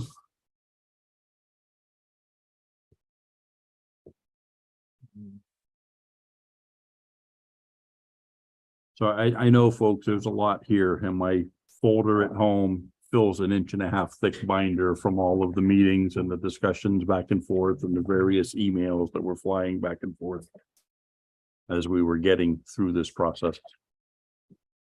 For those that don't know, we had representatives from both communities. There was a member of the select board. There was a member from the finance. We had somebody from the advisory committee. Phillipston still uses a financial committee. They were there. There were 2 town members at large, and originally the administrative assistant from Phillipston, and we had Mr. Terenzini working as a consultant, acting on the stead of the town administrator. And it was decided to give this to Carter to work with us because of all his work in getting the elementary school into place. So it was deemed fitting that he was able to see this one get through. Sadly, about halfway through the process, they took away the voting privileges from the administrative assistant out of Phillipston and from Carter. And I threw a wobbly on it because it's like, wait a minute, you're changing the makeup of our board and committee. You can't do this midstream. And we had a pretty lengthy discussion on that. I lost, I conceded, but we continued to move forward. It did pose a little bit of a challenge because there were some nights we could not come to a quorum and continue to work. So meetings had to get delayed, postponed, rescheduled, and that's part of what drove us out to the 18-19 month window. That's why I strongly encourage in the future, we don't let this drag this long. We really can't. So that's all I have on that. You And again, this is discussion. Okay. You could always, you could always make a motion to add it to the warrant. I mean, it's already on your draft warrant anyways. Yeah. So you don't really need to. You want to endorse it or anything? Like take any kind of vote? I read through it. We can. I read through it. All right, I would make a motion to recommend endorsing the RAC approved 18 April 2022 regional agreement for the annual town meeting. I want to use the term endorse. I would just say to approve adding it to the warrant, Okay, that's what I had originally. right? I was, Yeah. all right, so I amend my motion to a motion to recommend approving for the approving the 18 April RAC Just approved recommend regional it to the warrant. regional agreement for the annual town meeting. It's already. Second that motion. Motion and a second. Any further discussions, team? That's surprised that, with all the hiccups, it was just the language was, some of it was antiquated because it was so old. It Yes. just didn't seem so, there should, there were issues of trust. It just didn't seem like there was anything that was that noteworthy or detrimental to either town. To make did a it good last job. 2 years was amazing to me as well. Yeah. It's done. Yep, and this, you've heard What me say it matters, it's before, and done. this highlights why a lot of these agreements, policies, things that we put into place need to have a periodic review because Absolutely. situations do indeed change Mhm. and we need to keep them current to the situation. Yeah.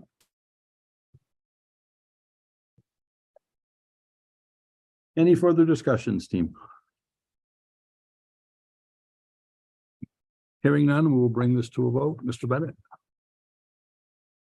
No. Just don't agree with basic changes. Ms. Griffiths? Yes. Ms. Richard? Yes. I vote yes as well. Let the Yes. record show 4 yeas. I'm sorry, I skipped right over. I said yes. Let the record show 4 yeas, 1 dissenting vote, and that's okay. That is part of how this works.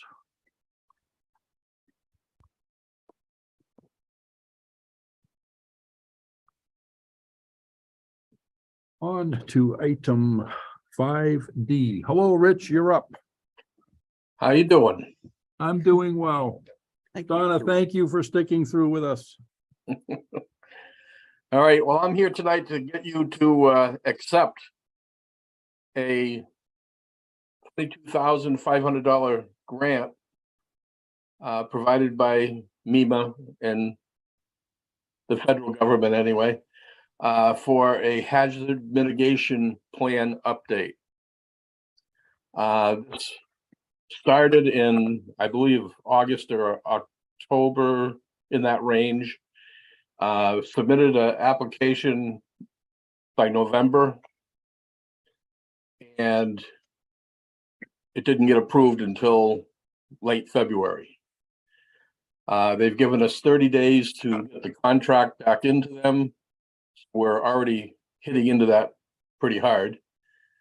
So we're going to have to get that in the mail as quickly as possible. It is more involved than most grants that I deal with anyway. There's a lot more work involved. They've got a estimated start date because of when it was approved of February of 23 and an ending date of approximately February of 26. I don't think it will take that long, but that's what they're giving us allotable time for. The total amount of this grant was, we requested 25,000, which is what the going price is for this type of update. The federal government pays, their share of it is 22,500. We have to, that's 90%, and we have to pay 10%, which is $2,500. So we're going to have to come up with $2,500 for this. And really, that's about it. Thank you for that, Rich. And if I'm not mistaken, our current one has expired and other grants and other processes hinge upon having this in place. Is that correct? Yes. Thank you for that. I remember I believe our hazard mitigation plan, our latest one, expired in 21, May of 21, I believe.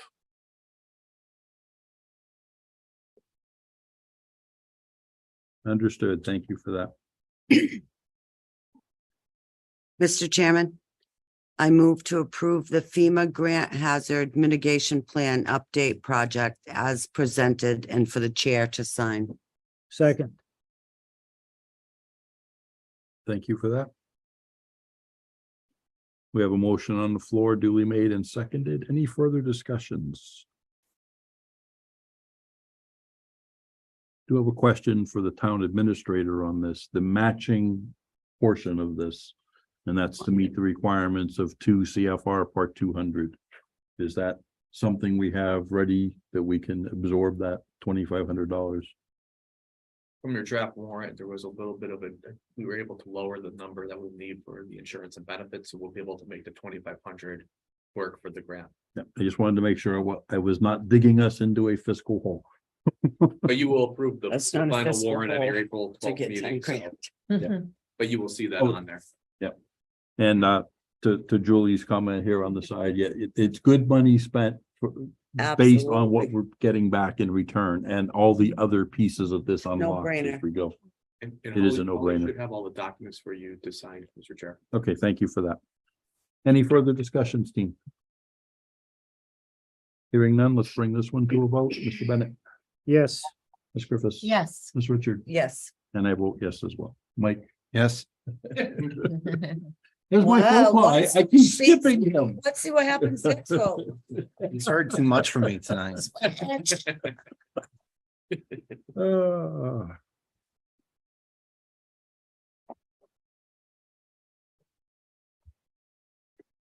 We are up to item 5E, the FY 24. For that, Rich, No problem.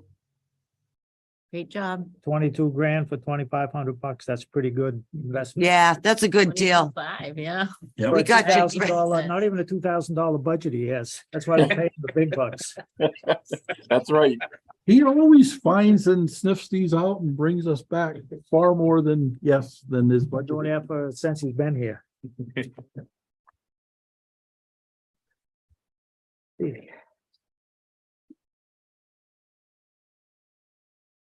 Mr. Lamontagne, would you like to present this one? So this is the fiscal year 24 health and dental coverage for our actives. If we can, the Insurance Advisory Committee met Tuesday. We had 2 quotes that they reviewed. One was from Maya and one was from Mass Strategic Group. If I can, we have Brian here. If you come up, Brian, from Maya. It was actually one of the closest votes I've seen of the Insurance Advisory Committee. It was actually a 4-3 vote recommending Maya's renewal. You have the quote in your packet this evening. Brian, I think you took over about 2 years now, or a year and a half? A year and a half. So Correct. this is Brian. He's our Maya representative. And if Hello. you have any Brian, questions, how are you? Let him introduce Hi. himself and you take it from here, Brian. So Thanks. Brian was recommended from the Insurance Advisory Committee with the 4-3 vote of that committee. Thank you. So thank you for having me. Appreciate it. I won't be long. Insurance isn't that exciting, but it's necessary evil, right? So I took over as account executive for Maya for Tara Fafford, who was your previous account executive in August of 21. And we did our renewal last year. It was a good one. And then this year renewal was also a good one. Just so everybody knows, there is a Blue Cross Blue Shield Network Blue New England HMO plan here in Templeton, 21 individual plans, 44 family plans. We have a total of 38 people on our MedX2 plan for retirees. And dental plan has 28 individuals and 61 family plans. So those are all Blue Cross plans, and they've been in force for a while, at least since I've been here. Probably I've got a 5-year rate history of Templeton here. So you've been with us at least since fiscal year 19. So so the renewal this year came out at a 1.5% increase. Which, you know, our average renewals at Maya this year are 5.7. Our cap, we cap our renewals at 10.5%. I've seen renewals. This is the lowest one I've seen. The highest one I've seen is 10.5%, obviously. So we just wanted to present that, and Adam asked us to come out yesterday. My boss, Larry, and I came out yesterday to present our what Maya does and what the plan's all about, what the benefits are and whatnot. So we did that. And then Adam called me and said the vote was very close, but they recommended us. So I just wanted to make sure I threw that out there so everybody knew what was going on. So Great. Yeah, thank you. Are there any questions about anything? And I like 1.5. Just Yeah, I do too. knowing the history of the increases in the insurance in this town for a number of years. Yep. How all of a sudden have we been able to stay in like the 2% range? What Got a good is, company. Yeah, yeah, I mean, right. I mean- Miss Richards isn't incorrect. It has to do a little bit about the utilization of claims, what we take in for premium and what we pay out in claims. So there's something in the insurance industry called a loss ratio. And the loss ratio means there has to be a threshold where the claims, the premium we're taking in and the claims we're paying out have to be manageable. So that threshold is 82%. So for every dollar we take in, we figure if we pay out 82 cents in claims, you know, we leave enough money left for administration and leaving the lights on and paying salaries and doing all that other stuff that we do. All insurance companies have 82% just about as their loss ratio. Your loss ratio for the past few years has been decent. Now I've got your rate history here in fiscal year 24, 1.5%. Last year, fiscal year 23, Tara gave you a 0. Now she set me up. So, you know, I told her that too. I said, you know, you're setting me up to fail. Hopefully not. Fiscal year 22, it was a 0.55% increase. Fiscal year 21, a blip, it was a 4.69% increase, and fiscal year 20 was a 0.34. As Larry, my boss, mentioned yesterday, we're starting to see a small, you know, it's almost like a tsunami out in the distance. We're starting to see a small return to claims from COVID. And what that means is in 2020 and most of 2021, people weren't going to the doctor. They were told not to go to the doctor in 2020. In 2021, people were putting off their colonoscopies and their hip replacements and their knee replacements. We're starting to see that start to come back now. And that's not a bad thing. It was expected. A lot of insurance companies, including Blue Cross Blue Shield, braced themselves for that. So we're starting to see it. We're starting to see it in numbers. We're not seeing it from Templeton yet.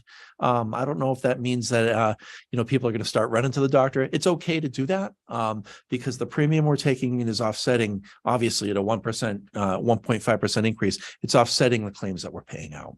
So your history is good. I think you were right. You're a good company in the sense that we're not paying a whole lot of claims that are a lot of high claims for Templeton. So that's the long answer, Mr. Bennett.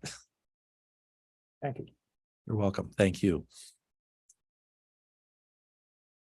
So my recommendation is for us to Continue. once you board votes, I can send this off to Brian tomorrow. Thank you, Adam. Mr. Chairman, I move to approve the FY 2024 health and dental rates as recommended by the Insurance Advisory Committee. Second, I have a motion made and duly seconded. Any further discussions, team?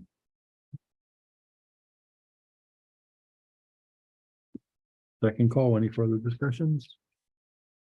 Hearing none, let's bring this to a vote. Mr. Bennett, yes. Ms. Griffiths. Yes. Mr. Curry. Yes. Mr. Hello. Chu. Yes. And I vote yes as well. Congratulations. Thank you. Thanks, Thank you very Brian. much. Thank you Appreciate for it. coming out tonight. Thank you. You're welcome. Thank you very much. The meetings aren't always this riveting. Oh, he wasn't even here. Told the Joker. Oh, you weren't here when we had the room crowded. He was. He was down the end of the hall. There were a ton of people out there and I said, I tapped someone on the shoulder. I go, have they gotten to the health insurance yet? Because I was afraid you They did. all laughed. And she said, no, but we're going, we're waiting for the cat vote. And I said, oh, so they told me all about it. Oh, I'm sure they did. Very good. I told them I was in support because there were probably 55 of them and one of them. Have a wonderful evening. Thank You too. Have a good night. Up next, action item 5F. Regarding the 53 Forest Street lien payoff. Mr. Chair, we have Catherine on the. Hi, I'm here to answer any questions. Hello, Catherine. Hello. Is it Bertollet? Did I say it correctly? Yep. Oh, okay. So Catherine's filling in for Peter Sanborn. Okay. I I'm understanding that they're paying it back.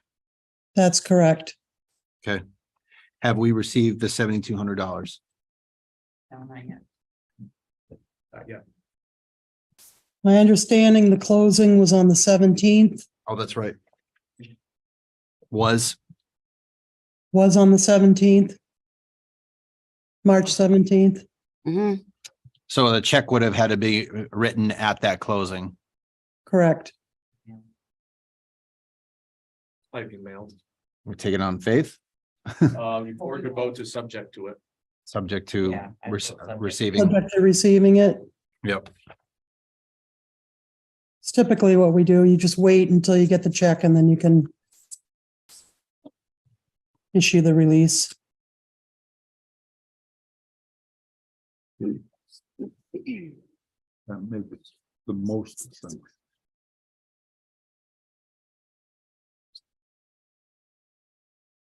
It's fairly straightforward. I don't have any questions. Anyone else? I Team? didn't, we've dealt with these. We've dealt with these. And this is the one where they're actually paying it off. Mr. Chair? Actually getting our money back. Yeah, right. Mr. Chair, I move to accept the payoff proceeds and authorize the signing and the release of the Housing Rehabilitation Program lien on 53 Forest Street, Baldwinville, pending the receipt of the amount owed.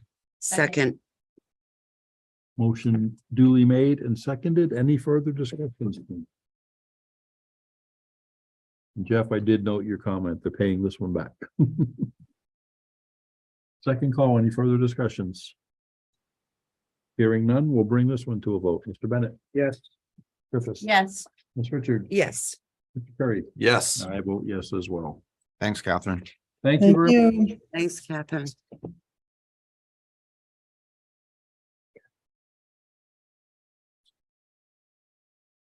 Action item 5G.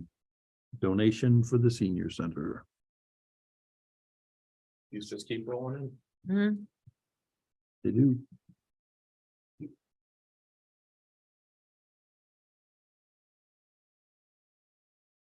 So a very heartfelt thank you to Dorothy Wilder for the donation and another undisclosed donation in memory of Leona DeGrace. Mr. Go ahead. Mr. Chair, I move to accept the donations for the senior center. Second that motion.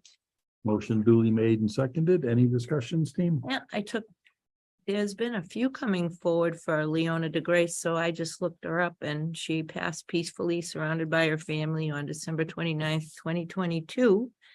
Born in Gardner, 4/20/1934. She attended St. Martin's Catholic Church in Otter River. And it was a beautiful obituary, but the thing that stuck out to me was she also went on cruises with and gambled with Teresa Casper, was a dear friend. So I just figured I'd offer that up in her memory because she does have a lot of donations coming in. May God rest her soul, and she lives in the hearts of all who knew and loved her. Any discussions, team? I don't think there really are any. Bring this one to a vote, Mr. Bennett. Yes. Ms. Griffiths. Yes.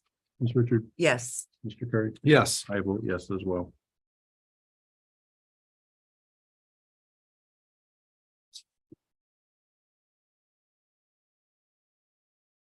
Action item 5I, municipal digity. Yeah, I can't even speak tonight. Municipal digital equity planning collaboration.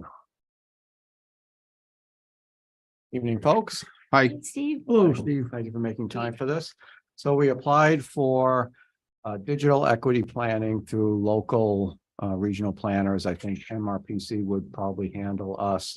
And this is part of, I think, $50 million or more that Massachusetts Broadband Institute is asking Mass Tech Collaborative to distribute. These are not grants that are coming directly to us, but they are going to the planning entities. And we should be able to get some free planning out of it. And what they're basically going to do is assess mostly economic or socioeconomic factors that keep people from having broadband. meaning price, affordability, and so forth. So they may be able to spot clusters in town or other areas where people just aren't able to connect to the internet. Road.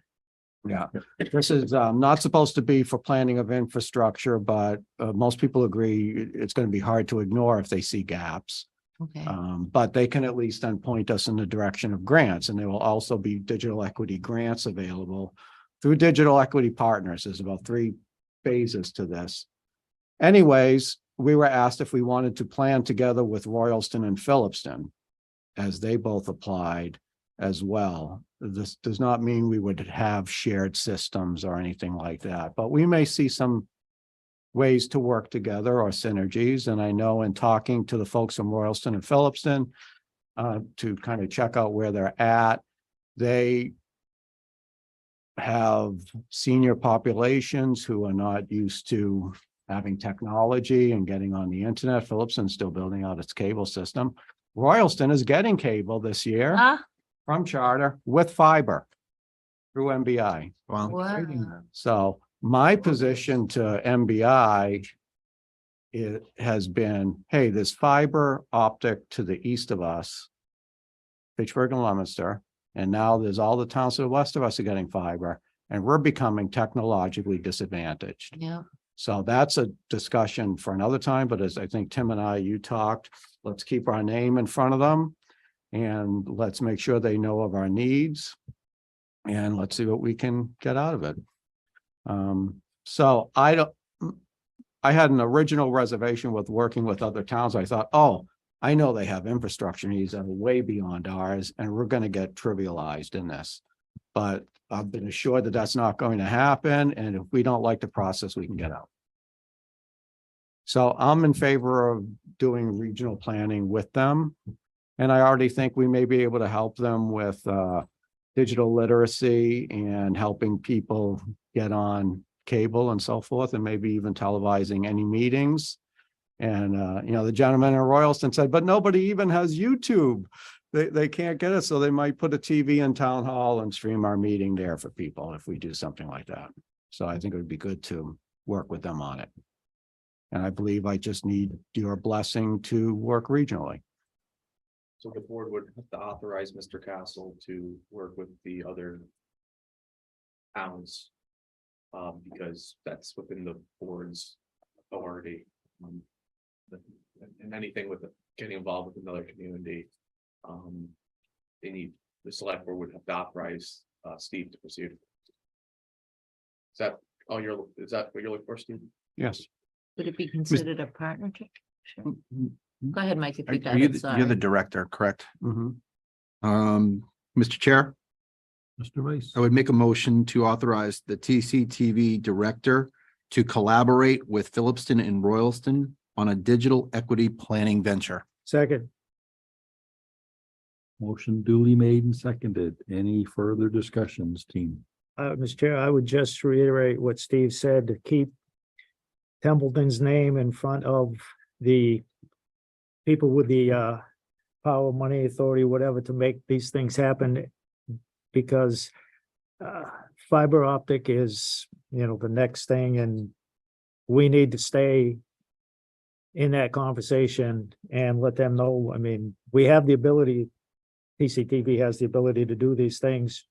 And if we could get fiber, since it's there and it's now going to be there and we're in the middle, we should be in the loop.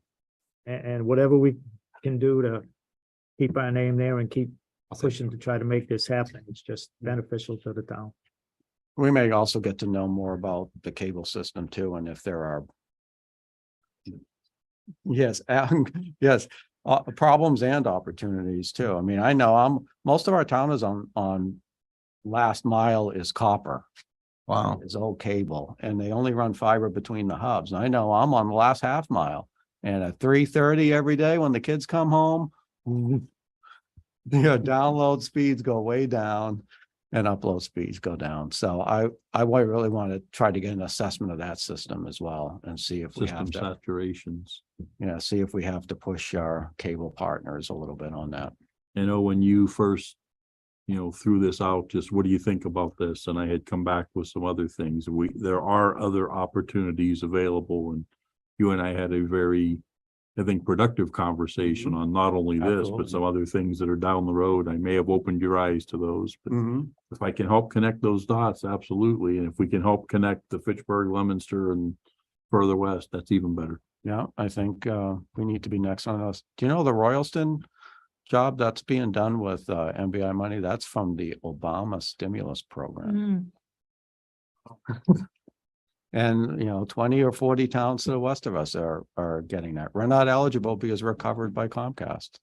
So we're getting left out of that, and now they owe us. And we had a conversation with Mass Tech, and they said, we understand that you're, North Central Massachusetts, where you are, is kind of important. We have to do something for you, but they're not just going to do it, Yeah. right? You got to stay in front of them and find the places where you can work with them. I appreciate your passion and your paying attention to the fees and everything for Templeton's sake, your watchdog. Well, thank you. I Care of appreciate us. that. And like everything else, as we see, as all these opportunities come in front of us, the easiest way to not benefit from them is to not reach out and try to apply to them. So we have a great team across board that is looking at all these opportunities and always bringing them to our attention, which is phenomenal. And I thank you all. Any further discussions, team? No, thanks. Hearing none, let's bring this one to a vote. Mr. Bennett? Yes. Ms. Griffiths? Yes. Mr. Curry? Yes. Ms. Richard? Yes. And I vote yes as well. Thank you for the Thank you. presentation, Thank Steve. you. Sorry about that, Steve. I had to step up for a call.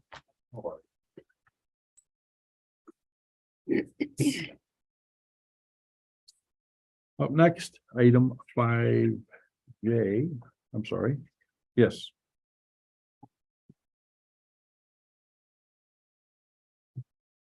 Adam, I'll let you present this one. Or, What you have is the sewer department hours. I'm Mr. Aldrich here. If you Yep. Come up to the mic, Jeff. Jeff, in your packet, you have, Jeff provided me a memorandum for the sewer department. The sewer commissioners voted. Jeff, if you want to explain what's going on over at the sewer department, And why do you need 10 hours a day? and they get 10 hours a day, and you kind of want to align like on a town hall hours. Yeah, they voted to go from 5 8 hours to 4 10s. Friday, the office will be closed, kind of in line with town hall, basically.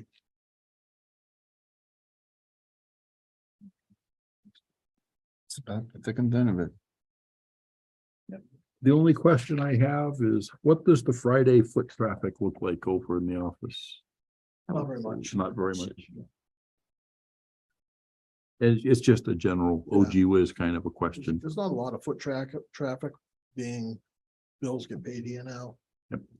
It's mostly contractor stuff with us, looking for measurements and that kind of stuff. It's not a whole lot. Sounds good. Mr. Chair, Go ahead. I move to approve the sewer department's administrative assistance change of hours.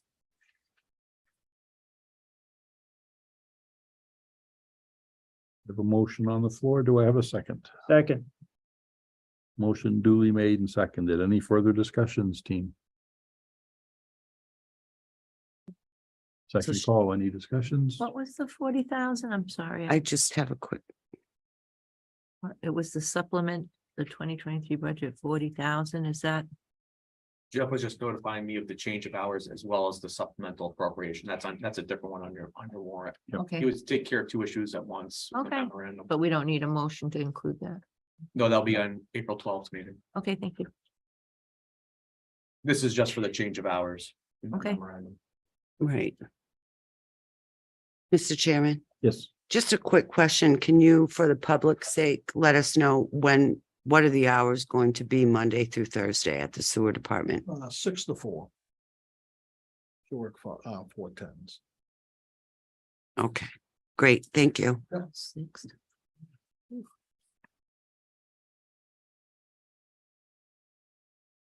If the board were to vote in favor of this, then I can notify the accountant. Because it'll change the hours and how they enter it into the system. Mhm. Any further discussions or questions, team? Hearing none, we will bring this one to a vote. Mr. Bennett, Yes. Ms. Griffiths. Yes. Ms. Richard, Yes. Mr. Curry. Yes. I vote yes as well. Thanks, Jeff. Thank you very much. Thank you for the Thank you. presentation, Jeff. Yeah, Thanks for hanging in too. Thanks for hanging out with us. Oh, well, there's a- Long night. It was interesting, he said.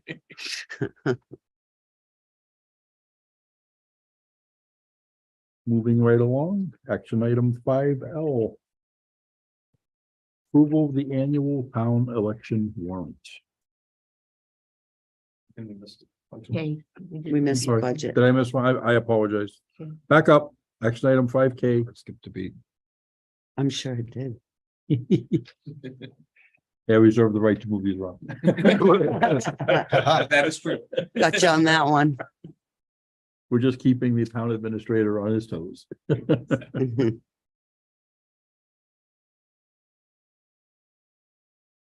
So for the adopting the fiscal year 24 budget, you all had your meeting that Saturday, that long Saturday. And what we did is we went through everything. The bottom line number that was agreed upon that evening for the general fund was $10,423,968. I made my suggested cuts, and then Mr. Curry made his. The board had consensus that evening, and you all have the updated budget pages in your.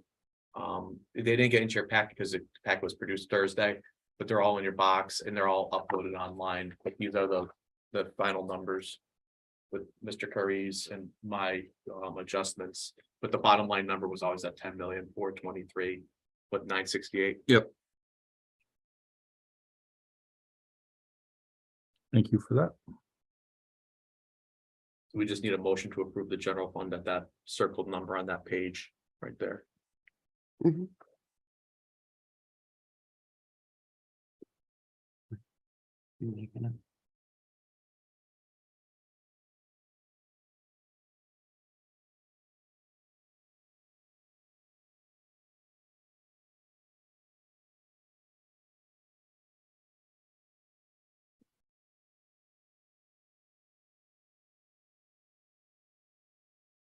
And that's exclusive of the school numbers. Right. Correct. Good. Thanks for clarifying. Yep.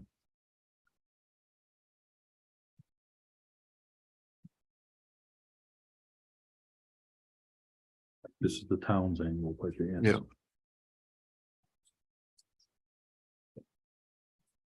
Adam, just a, Mr. Chair, quick question. Go ahead. In the language for this, the suggestion motion, that's, could I say that again? I'm sorry. Yeah, this is all the final changes. And that should total. General fund department expense budget. You want us to vote with that language? General fund budget's fine. Okay.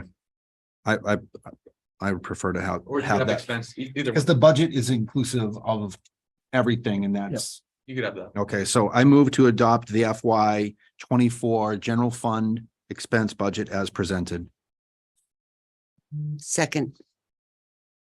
Have a motion made and seconded to approve the FY 24 general fund budget as presented.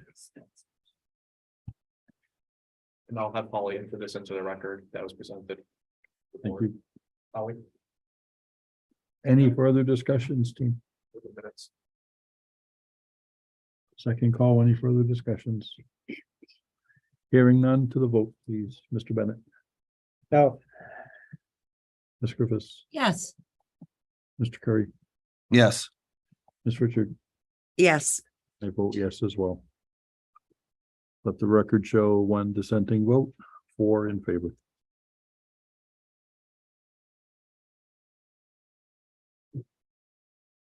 Now we're up to action item 5L.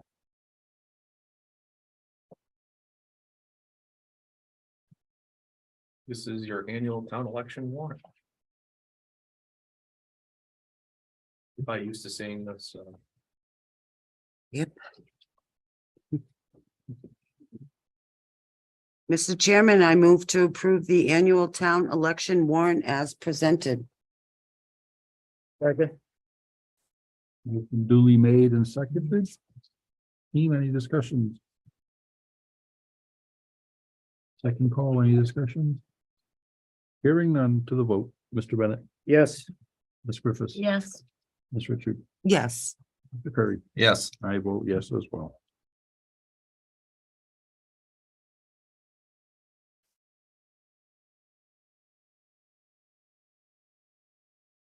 Last item on the agenda, 5M. The Gilman-Waite bathroom plumbing. Seeing your bid, seeing your this package. You see in your packet, we did the bid opening, March 15th. At 2 p.m. for the Gilman-Waite bathroom plumbing bid. The bid came in, Shanio's Plumbing and Heating, $27,275. It was the only bid we received. Unfortunately, received the bid and we could continue on with that project to get those bathrooms complete over at the Gilman-Waite. Mr. Chair, I move to award the Gilman-Waite plumbing contract to Shaneo's Plumbing and Heating in the amount of $27,275. Second. Have a motion made and seconded. Any discussions, team? Off the top of my head, is that under what the CPC was? What was the allowance for that? I believe at the top of my head, it was $40,000 of CPC money that was approved. First one came in a little around 8,000 with this one. So we should have sufficient $40,000, if I remember correctly. That number is resonating.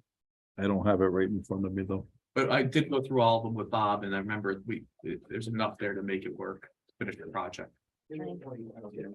Yeah, so more than enough, it's more, It's just off the top of my head, I'm going by. Yep. more than enough, right? Well, yeah, because yeah. you still have, so that this was the plumbing, we did the construction one. We still We have went up to another bid one. more and then we just have the electrical and then we're done with this. Okay. You saw, look, you don't have a bunch of other numbers running through your head in the last. couple of Yeah, weeks. right. Exactly. And it's still Great spinning point. from Saturday. Any further discussions or questions, team? Second call, any further discussions or questions? Mr. Chair, I would just note that this building has been awaiting completion for over a decade. So this is one of the final, and again, that is a building that a majority of it was done by volunteers and donated materials. I think 2009, but again, it's been over a decade, been waiting to get completed. So If I could add on that, Mr. Chair. I believe we're hoping to get this project completed by spring. And at the same time, you'll see the scoreboard going up as well. They also. You have quite a bit of projects going on that you're gonna see come to light this spring.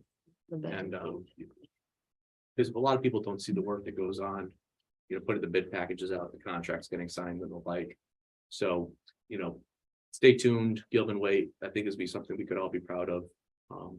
Once these projects get to the finish line. I just wanted to add that to what Jeff said, because that building's been sitting there a while. I didn't realize it was going back to 2009. I was trying to remember if it was 08 or 09 when my children were playing sports up there. When that all started, it's been a while getting into across the finish line. it was discussed prior to that, but I Yep. think it was 2009 where it actually started. Yep.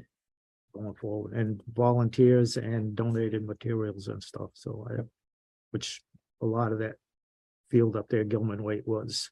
Yes, it was. Any further questions or discussions, team?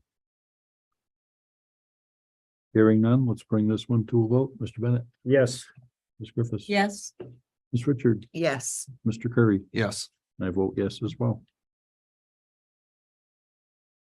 I think this is a sign of the times for all of us right now is, we're putting these out to bid, we're following the 30B procedures and we get limited responses back, but not unlike any other community.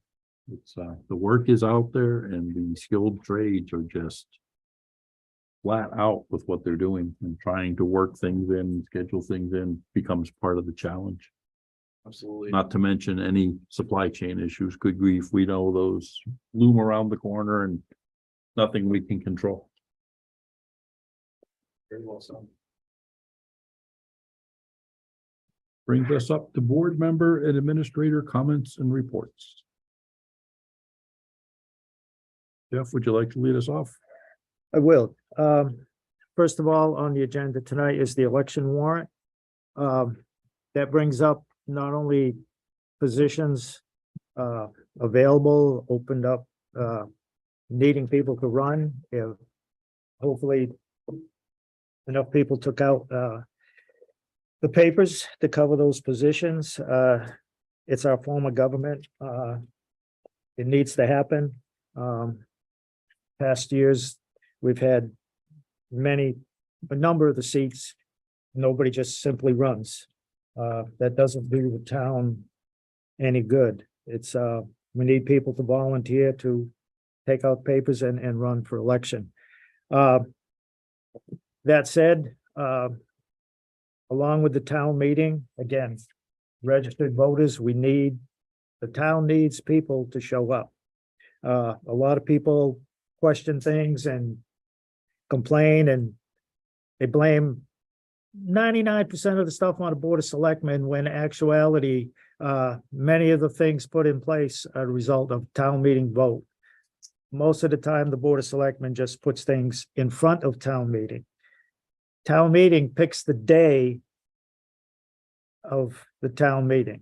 If you don't like it on a Wednesday or a Monday or a Saturday, the residents, the voters have the ability to take out a citizen's petition. 10 registered voters for an annual, 100 registered voters for a special town meeting. You all can pick the day and the time. You can put it in a bylaw. That's why it's important for people to attend town meeting. You saw when people get interested in something, as they did tonight, the place was packed. There must have been probably more than 50 people here, which is about half of what showed up at the special town meeting and the annual town meeting for one subject. If we could get all the registered voters, or at least a fifth of them, if 1,000 people showed up, moderator might be scratching his head. But if we could get that interest in town meeting to show up, a lot of the things that people complain about and have issues with, because they don't show up to discuss them and ask the questions and ultimately vote on them. You all decide that. Town meeting decides on the spending of your money, the budget. You don't like it, go to town meeting. Massachusetts law allows you to pass it over, bring us back a better budget. You can increase it, decrease it. It's all up to the voters. And if you don't go, you lose your vote. Whoever shows up, that's who it works for. And again, this evening it showed people, if they care about something, they would show up. If you care about your town, you care about your budget, you care about your money, you care about the things that are on the warrant, you need to show up to vote. On that note, Mr. Chair, thank you. I wasn't going to say anything, but to piggyback off of what Mr. Bennett said, 17 positions on this warrant that need to be filled. And then I got a letter from a resident, and I don't know what she was interested in the ADA report for Templeton, the disabilities that we went through. In particular, do we have to vote to form a commission? And right, it was recommended that we have a disability commission run by disabled people and Town one, meeting voted for that. Town meeting voted for that. but it's not on this. That goes through the process of doing the filing the paperwork, just like when somebody's interested in the advisory or some of the other, it's an appointment. So Jeff had brought this up before. Okay. It's getting volunteers to actually come and do that. And to be quite honest, they've got to be, qualified. They have to take a look at what town meeting voted for and to fill those positions. We can't do everything. We need people. And that one is actually specified by a mass general law. I want to say 48J, but That sounds right. I may have Yes. misspoken on that. Grab that person and say you're. Yeah. You appoint that person right on the spot, Terry. Okay. Or you recommend, I don't, Yes. yeah, you recommend. So if I can, Mr. Chair, add to that. Work with the chair, Jackie actually finished up the updated. board and Okay. committees list, so That's that's my gonna next end up question. under the news and announcements page. So it's all cleaned up. Great. Certainly, we want volunteers, so make sure to take a look at that one that gets posted on the, on our town website. Thanks. I mean, when it goes up their news and announcements, be the latest story that get. I actually posted already. Okay, Holly already posted it, so it should be up on the main page. I just wanted to add that, Mr. Chair. Thank you. Just two things, a lot of energy in the room to start off the meeting. That was great, but certainly the conditions that brought it there, totally agree with everybody's comments on the board. Hopefully, like I was saying in that meeting, we can kind of trim that down and, get people to take a look at facts and otherwise, but again, a lot of energy in that board. And the second item is I want new chairs. Oh. Please. So I'll second that. Whatever we can do to get new chairs. Look at the replacement one. Ugh. We'll do at least 2. Okay. How about just? I think it's in the budget. Didn't we just approve a budget? Oh, my God, we already approved it. Just chairs for everybody. What is it, Oprah? You get a chair. You get a chair. You get a chair. Yeah, right. Thank you for that. That's all I had. Julie? I'm just gonna echo Jeff as well. Town meeting is so important. Look at your budget. We have so many new builds. We have so many new faces in our small town here in Templeton. You really need to come out and if you have any concerns or small concerns, and as you see tonight, if it's a big subject, you get the room full. But we're not getting our town meeting full, and we've seen it over the years. You get 50 one year, you get, it swings way up for certain issues with school involvement stuff. Just come out. I think people should take the time to see what's going on in their town. And again, it's really important, you got a vote coming up May 15th. Go out and vote for people running for these offices that need, your vote. These small amounts of people that are coming out are actually stepping up. Let's make sure, even if you don't like who's running for something, do a write-in, because we all know it works and we all benefit from it. So we would really appreciate it. I think myself definitely would appreciate seeing a lot more people at town meeting this year. Thanks. That's all I had. Steve, how many watchers did we have? What was the peak? I thought I saw 27. 20, yeah, you had more than 20. Can we have cats on every week? That's funny. Here, I think the peak was 25, exactly. Yeah. Like 30 in the hall. Yeah. That's a lot. And then there's 2. So if I could go back of what sort of Julie just mentioned, the importance of town meeting, right? I don't think a lot of folks don't realize how much work between administration, select board goes into getting everything together for town meeting. And every single vote or every single person that shows up has a say on the warrant that the select board approved. So I think it's absolutely critical that people take the time to get out and attend town meeting. The purest form of democracy. In cities, you have a city council, it's representative, but in towns, you could show up to town meeting and you have a say like everybody else. And you could go up to the mic, you could do whatever, vote yes, vote no. But I think the most important takeaway is show up, participate in the process, because not every community has that process like we have here, having an open town meeting form of government. So that's all I'll add, Mr. Chair. I know you have your remarks, so I'll hand it back to you. Thank you for that. Holly, anything to add? Jackie? Okay. I have a few things here and I will be brief. Today is World Water Day. That was a declaration that I saw early this morning. I did not dive down into it. Yeah. I see what you did there. Like that, huh? Yep, I did. Good segue there. A good segue. But yes, we have a whole bunch of things that go on all the time, but this is actually something that's being looked at around the globe, is the clean water and the potable water for everyone. So it's getting more and more momentum, no pun intended there. I had openings on the various boards, commissions, committees. I think we have flogged that horse as much as we dared. Some business updates. Hootala's has been sold. We wish the Hootala family good luck in their retirement.